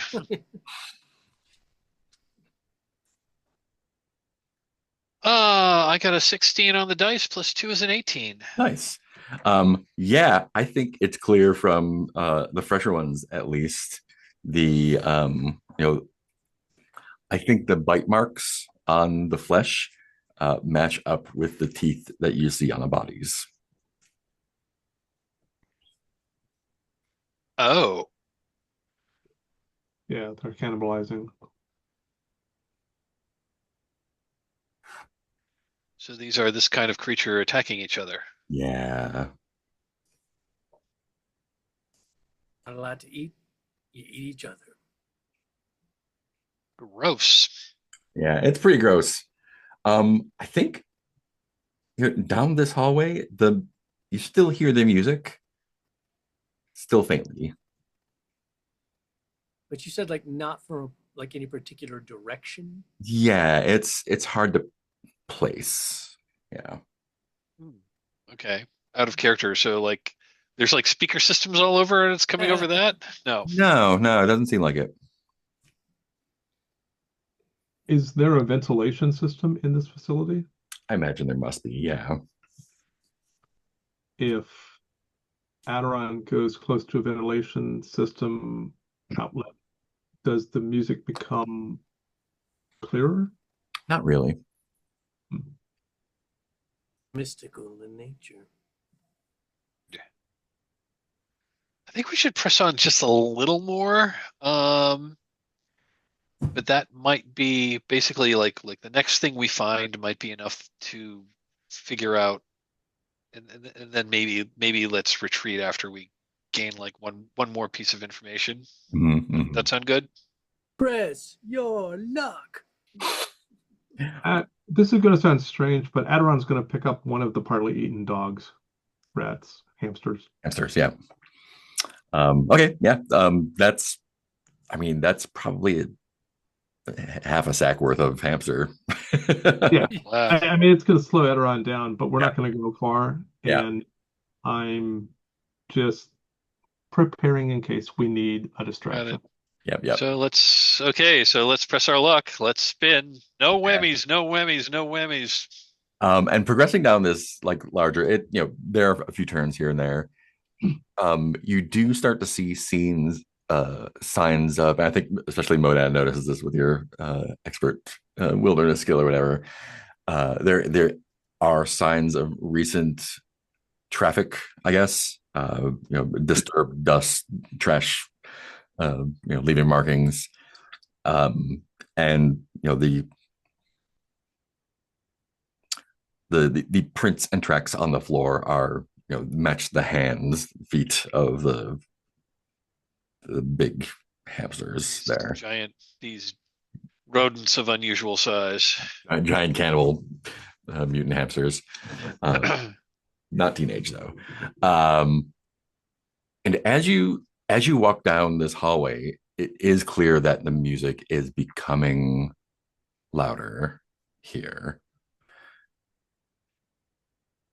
Until eventually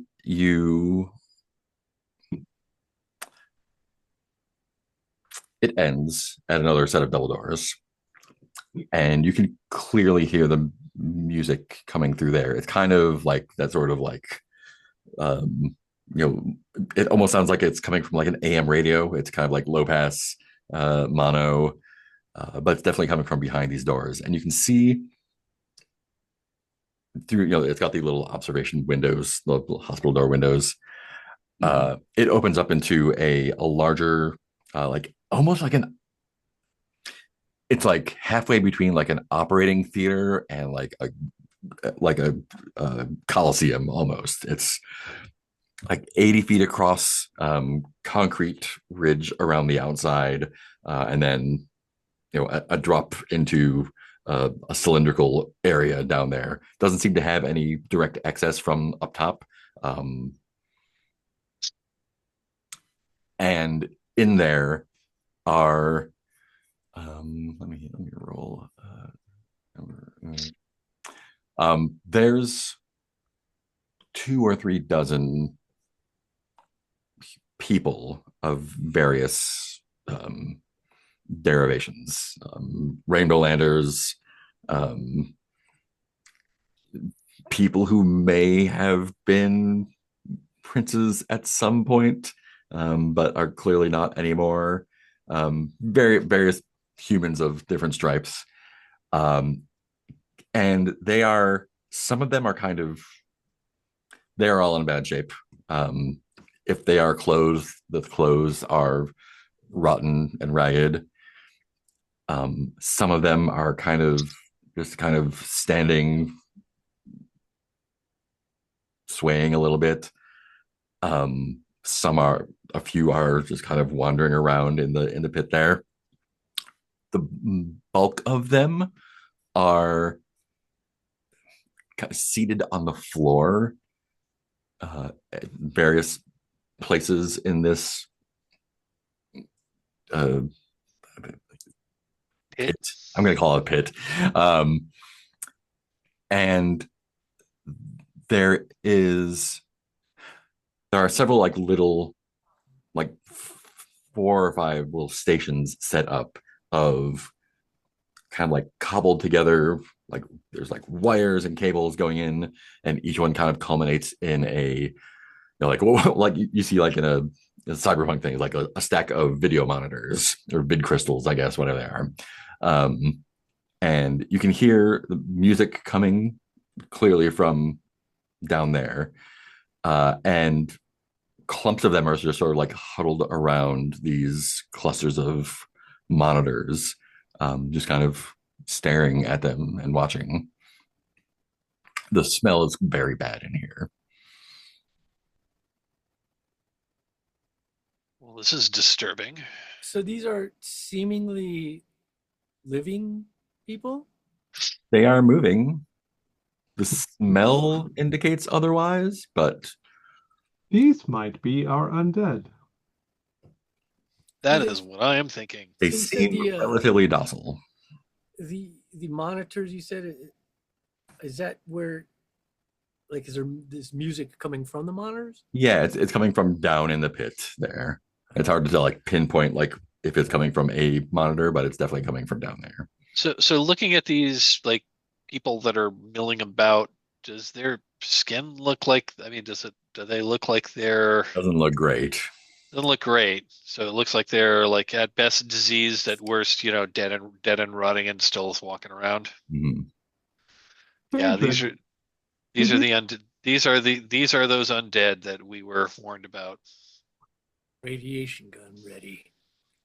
does, does this present a potential economic opportunity for you?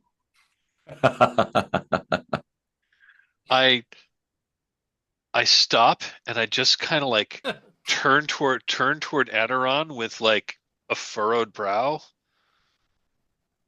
What did you mean? What do you mean by that?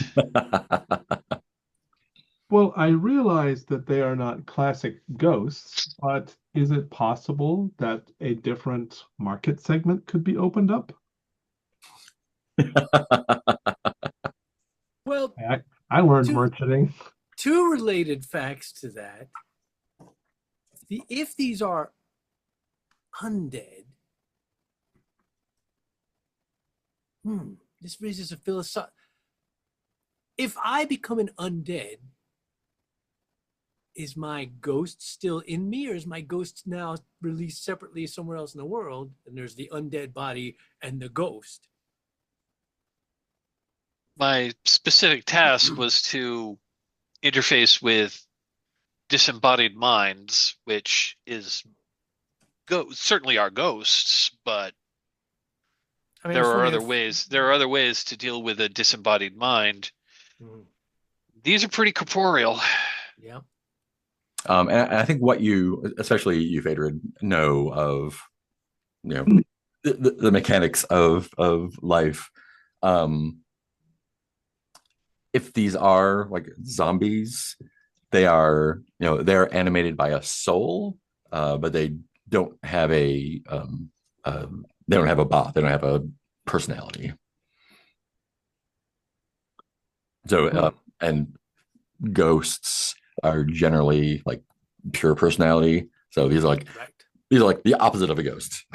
Like, take a person and take their ghost out, and this is what you have left. I also find myself wondering if it is not a kindness to end these. Destroy them. Yeah. But that presumes that in their current state, they are not having experiences that they are okay with. My understanding of zombies is they don't act. My understanding of zombies is zombies don't actually have understanding. They're effectively mindless automatons that are walking around and can act and react, but they're not really. They don't have any of their own. They don't have any of their own volition. But is that necessarily a state that is antithetical, or is that simply a state that exists? I don't know. It seems pretty antithetical to be walking around without a personality. But could this be the bias of those who have personalities? Well, aren't they also generally hostile? Or do they? I don't know. I'm not as well traveled. Have zombies ever been known to just like leave people alone and just wander by someone Yeah, I mean, mindlessly? there's a booming market in zombie powered vehicles. Yep. Mm. So Although they're not just hostile, generally the eat neck your brain zombies. I mean, generally the necromancer that creates such zombies like has some kind of charm that Mm. the zombies are attuned to, and those Okay. and they won't attack. They won't attack whoever holds the charm, and that. So there's no.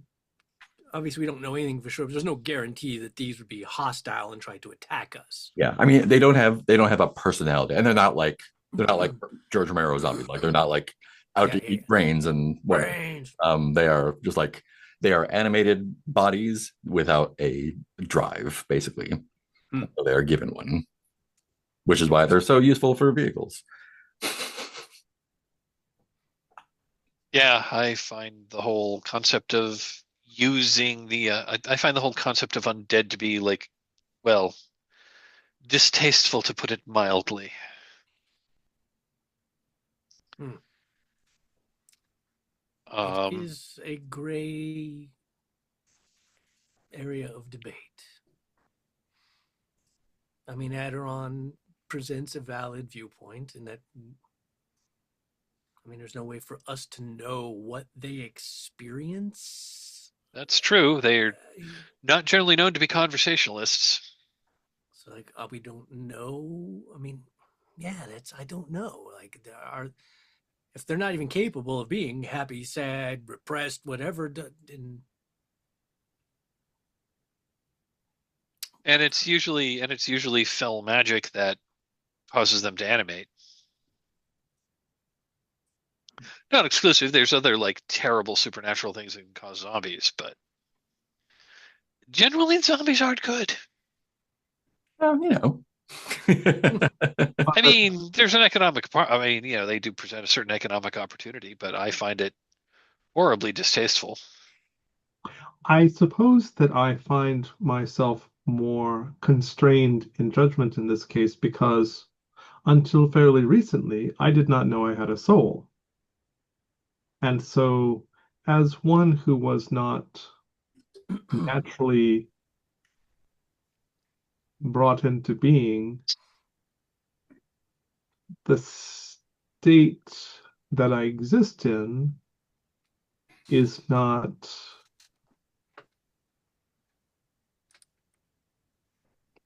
the same as yours, though it is similar.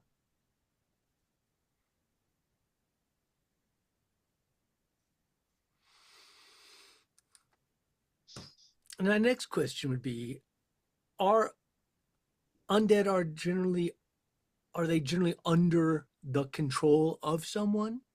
Generally, yeah. I mean, if they are not, they are just kind of, I'm just wondering you know, if, for example, this horde, should whoever controls them learn like we're here, could they be like, oh, hey, go kill those people who are coming in here? It is They could possible. be under. They could clearly be under some kind of order like that. My understanding is that zombies that aren't under any control whatsoever are generally pretty dangerous. If they're under control, they're not terribly dangerous, but if they are uncontrolled, well, the rumors are that their state of unlife like makes them want to attack people. How many of them are there in this pit? 2 or 3 dozen, a bunch. Phew. Phew. Yeah, the pit's like 50 feet across. It's pretty big in there. And you said like where we are right now, there's Like not looking really down at them access and they're like, to Yes. Well, us or them. So you're like, I'm assuming you're looking at this through the yeah, doors. through the doors. Yeah, And there's like we're outside the doors. like a concrete, like it's not a amphitheater, but there's like a concrete walkway around the outside of the pit, and then it's just 20 feet down into this 50-foot cylinder. So, do they appear to be in a containment area that the biomancers might have created to contain specimens, or is it more like Possibly. an operating, like a medical operating theater where there are seats above for people to watch? It's got operating theater vibes, but there's no seats. Okay. But I mean, I guess there's no, at least there's no obvious way we see that they could get up to. No. And probably The- intentionally, yeah. Yeah. So it's not like we're in danger of like, oh, if they find out we're here, they'll Oh no, not at all. Yeah. climb up and come get us or whatever. got it. Yeah, they seem fairly docile. They're just kind of like watching TV. Wandering around watching TV. It's a very strange scenario we find ourselves in. And listening to violin music. I'm thinking now that we have this bit of information, I'm thinking that we should perhaps retreat back upstairs. And now that we have a little more information, use that to contemplate what our next steps might be. And if we need to acquire more materials, we do so. Maybe see what the mole rats' experiences have been, if they've encountered these things. Precisely. So there are some monitors. Are the monitors on the walls? They're kind of like in piles. There's like a few piles of like monitors stuck up and like wires leading from the walls to power them and whatnot. Okay. So it really is sort of a post-apocalyptic sort of street cyber situation. Yeah. Zombie pin. It's a zombie pin. It's a zombie pen. Yeah. It's a corral. Like we Keep them docile with their little TV shows. like we keep all your donkeys in a corral, but Yeah. zombies. Yeah. Gross. About their Imagine, and it is pure theorization, but yeah, I'm guessing the TVs or whatever just keep them occupied so they don't get into trouble and go eating each other or other things. This Go on a riff. definitely implies that someone is managing the situation. It really does. Or Does make it that also could be implication. that someone was managing the situation at one time, and if that person then left or got killed or something, that this is just They're just what's continuing through the left. status quo, Yeah. But many following their last possibilities. orders. Maybe the Interesting. mole. See if the mole rats have more answers. Yeah, that's a question I'm thinking. Maybe let's head back up to the upper level at this point now that we have a little more information about what we might be facing. Mhm. So when we get to the not quite the top of the stairs, Adiron will put down their portable mole or portable hamster, and because they might need the hamster later. Yeah, yeah. It's not going anywhere. Strange place. Yes, a very strange We've place. seen a lot of strange things in the grasslands, and this is high This up is on up the there. list. This is up there. Yeah, and when you come out, they are pleased to see that you act like, oh, like again, you are very quick at what you do. Like you left and came back, and you went down there and came back. Were you successful? Did you find anything of interest? Well, we poked around a bit, just to see what we basically we just did a little bit of quick exploration just to get an idea of what we might be facing. Ah, yes, reconnaissance. Yes.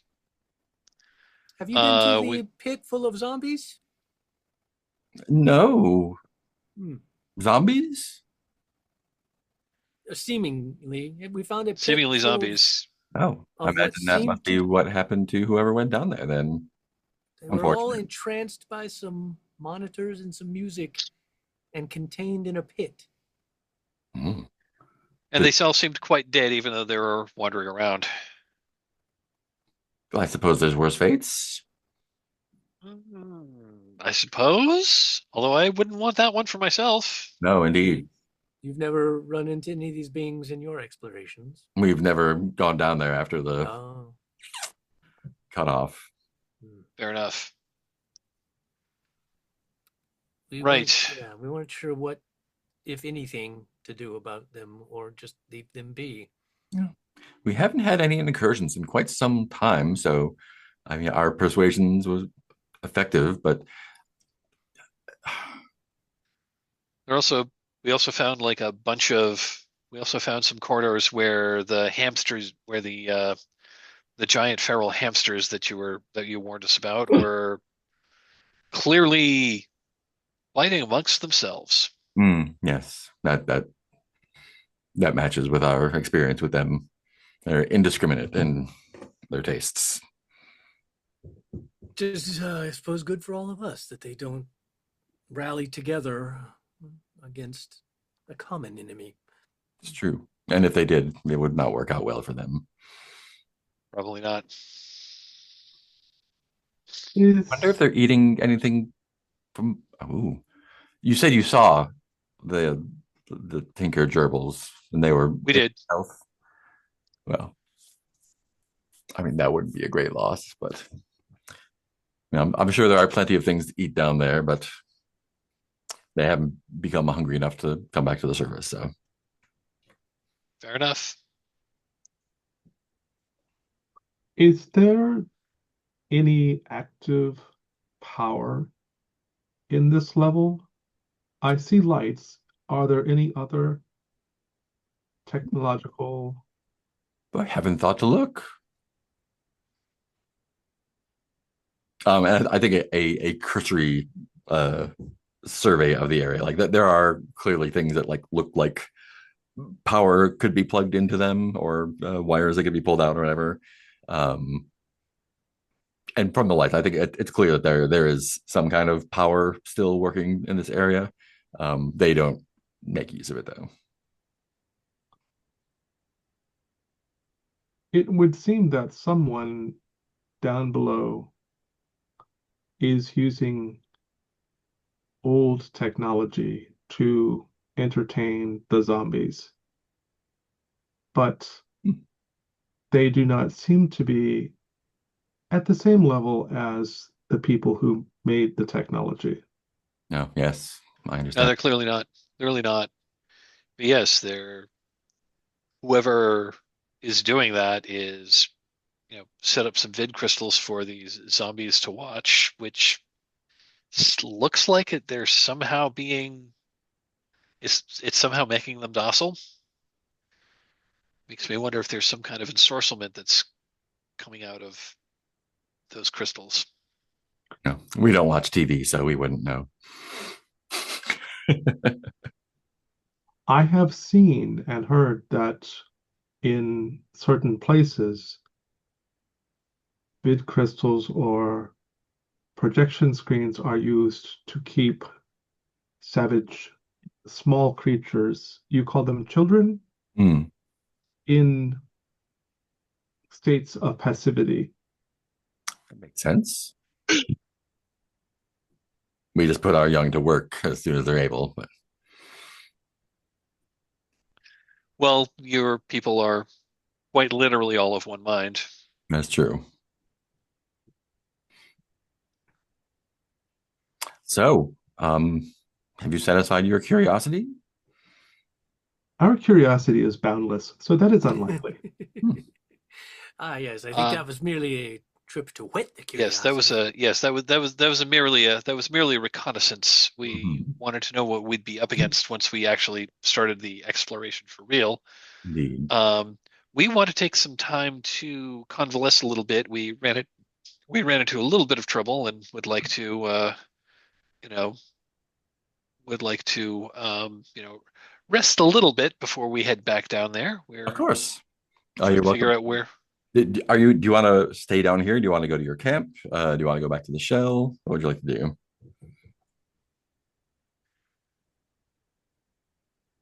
That's a good question. So, from a game mechanics perspective, to gain back our lost hit points.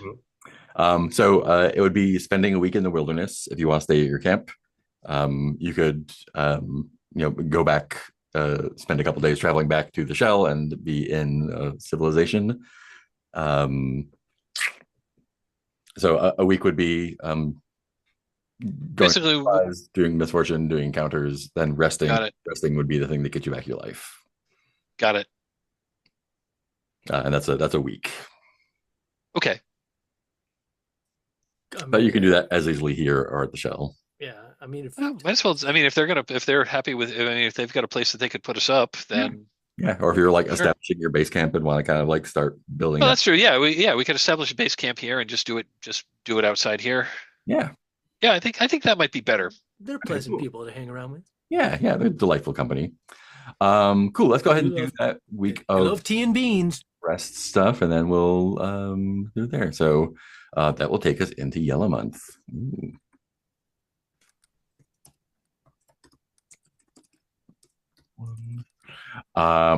Great. You have some supplies, right? Still, you got Do 2 sacks of supplies there. I we think. might be able to we might be able to buy some. Would we be able to buy some from the mole rats? That would be roots. If you like to Um, eat roots, you're satisfied. yeah, it's gonna be mostly roots. You could do some foraging. That's whoever's foraging Beetle is not horse is gonna. good at foraging. Oh yeah, you know what? Yeah. I think hanging out with if you want to spend the 2 sacks of supplies, I think we can stretch that to 3 for Okay, here. that works. Let's do that. Beetle Cool. horse is a skilled forager. Who would like to roll misfortune? I don't think I've done it in a while, so I'll do it. I'll do it. 19. 19. Nice. Nice. Yeah, I think you're just kind of, there's not really any bad stuff. There's no real predators in the area because of the defense system. The If the gerbils are around, they are giving you a berth. They're not interested in dealing with weird snakes and hot guns. Um, And ugly people. and yeah, and just the mole rats are just pleasant company. So I think this is it's a nice chill week for you. Okay, I'm cool with that. Let me see if there are any encounters. Oh dear. Not good. Let me get that. Let's see what we got.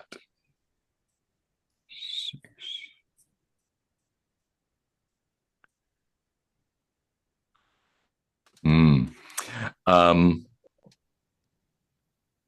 not predators, but over the course of the week, I think you realize why this place was not kind of like used as a camp before. Um, over the course of days, there are many, many large beetles that appear to be scavengers. I think you find them in your camp every once in a while when you wake up, kind of gently gently checking to see if you're edible yet. Um, Not dead yet. not dead yet. They're not super aggressive. They are scavengers. Um, So they run off if we like Shoot. shout at Fire. them or throw things at them or something like that. yeah, and I think maybe the first time like you like, throw a shoe at them or whatever, they do. Yeah, let's do this before you heal up. Can I just get an agility check from you, favored? Agility check. Okay. Where's the heroes tab? Agility. Oh yeah. Oh boy, this could go poorly. That is one of my bad stats. Rolled an 8. I think the first time you encounter one, it's kind of like there's like a few of them kind of they're a good like 9 inches long. They're like giant, like scarabs kind Giant. Okay, giant scarabs. of. And you go like, oh, fucking beetles, like throw something at them, and they kind of like they hiss and their wings kind of go out like this, and they turn to go and they squirt acid at you Yeah. like a defense Yeah. stink. And that's actually 3 life worth of damage. Ooh. Healing, you're probably gonna be fine. But it is unpleasant. I would imagine some sort of uh, you know uh, disincentive for them to enter camp would be in order if you want to prevent that from happening again. Yeah. But they Ugh, that are, was gross. yeah, they're not aggressive, but they are like they're aggressively curious. They are. Uh, it's not necessarily an infestation, but if you're not on top of it, they will start eating anything that is not Got it. word. Got it. What kind of Okay. like how do you secure your stuff from them? Like what modifications do you make to the camp slash building? I think I think out of my pack, I'm going to say I've got insect netting. Yeah, kind of like sealing up the entrances and whatever holes you got there. Yep. Great. I'm going to mark that of my satchel. Cool. We've got insect netting. Yeah, and then everyone can rest. 2, 3, 4, 5, 6, 7. You can bring your life up to max if you like. Yes. Oh, actually, so technically, since there was a little kerfuffle there, you should not rest. Let's have you rest, but just take that 3 points off the top. Is that cool? Okay. Yeah, and get you most of your points back. There's still some lingering sizzle from the acid. Fair enough. And great. Are there any like camp actions you want to do? I guess you can still forage. If you like. I'd like to study my Rosetta Stone notes and try to like improve my language knowledge. Yeah. You're at 1 of 3. I'm at 1 of 3. Cool. Yeah. Let's make a thought roll. See what we can get you. Just straight up a thought roll. Oh God, I rolled a 1. Well, let's So, Can I roll a hero die on that? oh yeah, you Or can is tell it me how to do die. Yeah, otherwise it would just take it up to 1 of 4, and then you would like realize that got you it? made some, Made some terrible errors. yeah, like oh no, I made some transcription errors. I'm gonna need to. Well, that brings it up to a 3. Yeah, that'll do it. That at least will not be a problem. Oh no, a 3 is still a dead end. Would you like to throw another hero dice on there? You need a 4 to have just learned nothing. Yeah, I guess.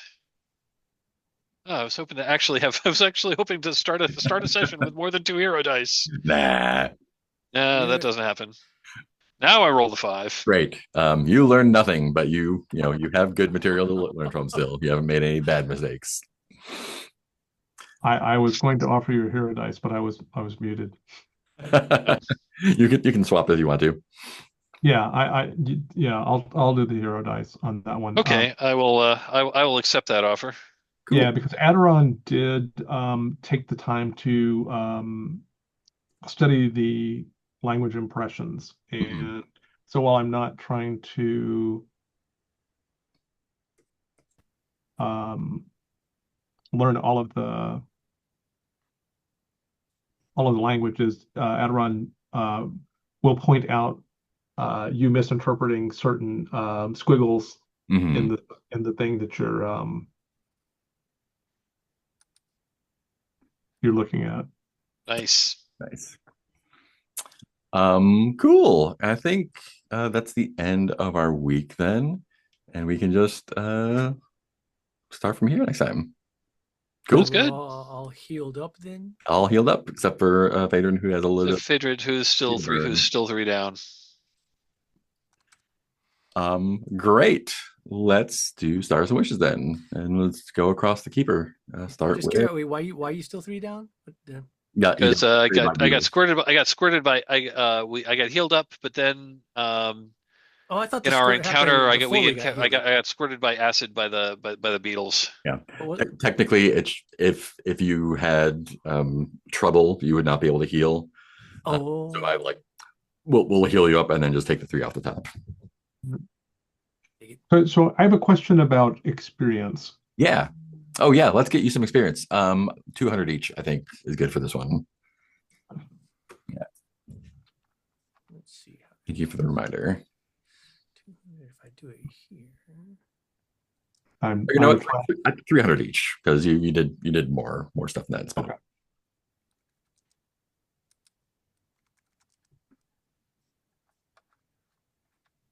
And if you want to shunt any of that to your pets or signatures, feel free to do that.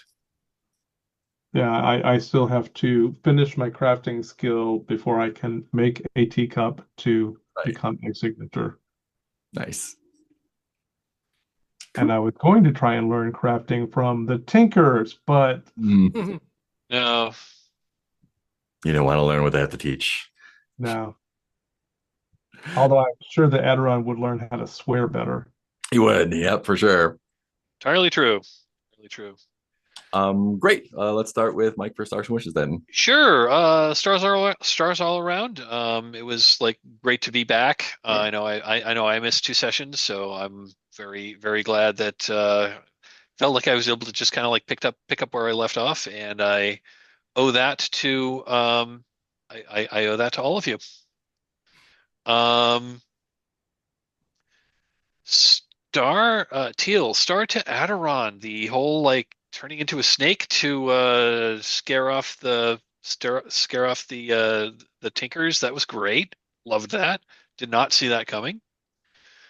And yeah, just start a Modan for just kind of like being our voice of reason tonight. Like, oh, we don't want to. Do we really need to kill them? Yeah, no. And also, it was a big start of Mark for like running this, and again, just making this very weird setting just feel consistent in its own weird way. Any wishes? I guess my only wish is I'm just curious. I mean, I don't have any specific wishes. I'm just like, I'm looking forward to like seeing more high weirdness. I'm actually kind of cool about having a little dungeon crawl. We haven't really done one, so I'm actually looking forward to that. Awesome. Cool. Thank you, Heath. Yeah, the usual things. It's good to have Phaedra back. Unfortunate to have Apate gone. uh, yeah, both glad Phaedra and Aderon. Phaedra's spell and Aderon's snake thing. Like again, I'm glad y'all had cool things to do in that situation because literally I felt like I got nothing to do but shoot this gun. I could shoot it at something. I could try to collapse their hole. I could try to shoot a warning shot, but that's about all I got. So I was really glad that there were two other creative choices that were like, okay, I don't have to try to blast things with my gun. And then I tried to, and it went very poorly. Just about time. You all have been very fortunate that thing has not exploded on you so far. And then I mean, everything Mark does is always great, but I particularly like the mole rats. Like I'm just like the mole rats rule, and it's nice to have an encounter like that where it's like it's cool and casual and friendly and they're awesome and we all love hanging out and having tea. And then conversely, it was fun in its own way that the gerbils were just fucking dicks. Because that's kind of it's fun in a way. It's like frustrating, not in a real way, like obviously the characters, but then like that's just part of a gaming system. Is it bad roll? You're the one. You're not gonna. It's just what it is. They're gonna be dicks. They're not gonna like you. There's nothing you can do to make them like you. And so it's sometimes there's just consequences and yeah. So that was a fun. Wishes are just that I find trying to get a handle on. I feel like every time I level up, I'm kind of like I'm not real sure what to do with it. Even though it's like there's the obvious things, but that also feel more boring. Like I could pump a stat up, or I could just take one of my skills up to expert. Which, again, I'm glad you've been giving me a chance to use Traveler, so that doesn't feel like we were joking when I was playing that Star Wars game with Mike. That it's like sometimes like I put all my points into repulsor lift piloting and that never comes into play. So it's always fun when you can find ways to get your skills to come into play. And it's not just like, I'm so glad I'm a master of blah, blah, blah, which I never use ever in this game. Mm-hmm. But yeah, just trying to figure out, always trying to find creative things to do. I stuck my experience this time into my beetle horse because mainly because I have an idea for what to do when they level up. So I'm like, well, let's get beetle horse to level 2 because at least I have an idea for a skill I'm going to create. Hopefully, we'll work out the details when it happens. But yeah, just getting a handle on the game system and getting a handle on, again, like I'm not. If you guys hadn't come up with those creative solutions, like I just didn't really know what else I could do. I was like, well, my gun's out of commission now. I got a dagger. I guess I could try to poke something with that. I don't know. I mean, it's like I didn't really know what else I could do, but interesting. Any wishes? No, just that. Yeah, just trying to Sweet. get a better handle on it and figure out Cool. how to do other things than just shoot shit with a radiation. All right, deal then. Stars all around. It's great to have Phaedra back. And I would say, Heath, it's always similar to what Mike said, but a little bit different. But I like how you always ask the philosophical questions in situations, and it keeps us thinking outside of, oh, I just have to solve a problem, and like, oh, well, why do we do what we do, or what, choices have consequences. Maybe we should ask what consequences we're actually looking for. Mm. And that's good to be brought back into that frame of things. Um, and Mark, I would say a couple of stars. One, for switching up the situation by giving us a dungeon that feels very appropriate. Like it feels exactly like it would be. And it's weird because it's so normal that it contrasts a lot. Right, right. Like this is bizarrely normal.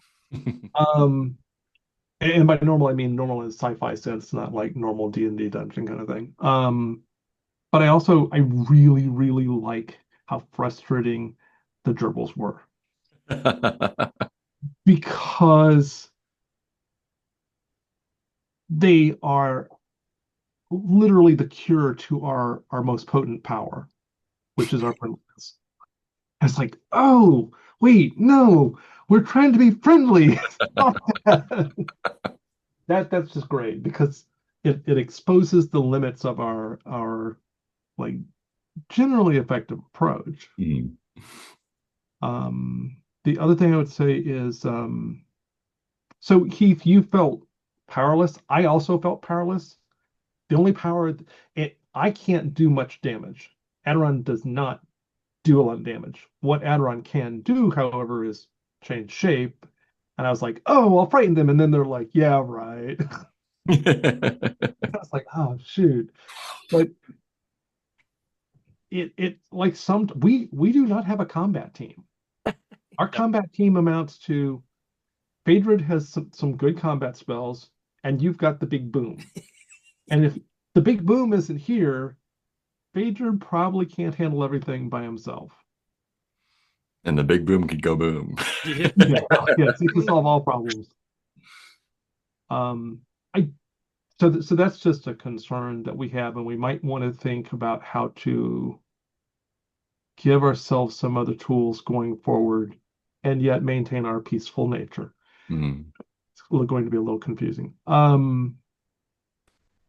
I I do have a question about Ottakar. Yeah, Does the defense system shoot at Ottakar? it did not. No. Okay, just curious. As far as wishes, just continue with what we're doing. I will say that I still want to talk to that other power Mhm. because I still have to figure out how to mediate with the the entity in the reformer, rebuilder. Builder, yeah. Yeah. Um, and also it occurred to me, Phaedrid, the entity in the crystal shell, that is a disembodied entity, possibly. True. It is. It could be a client. That is true. That is true.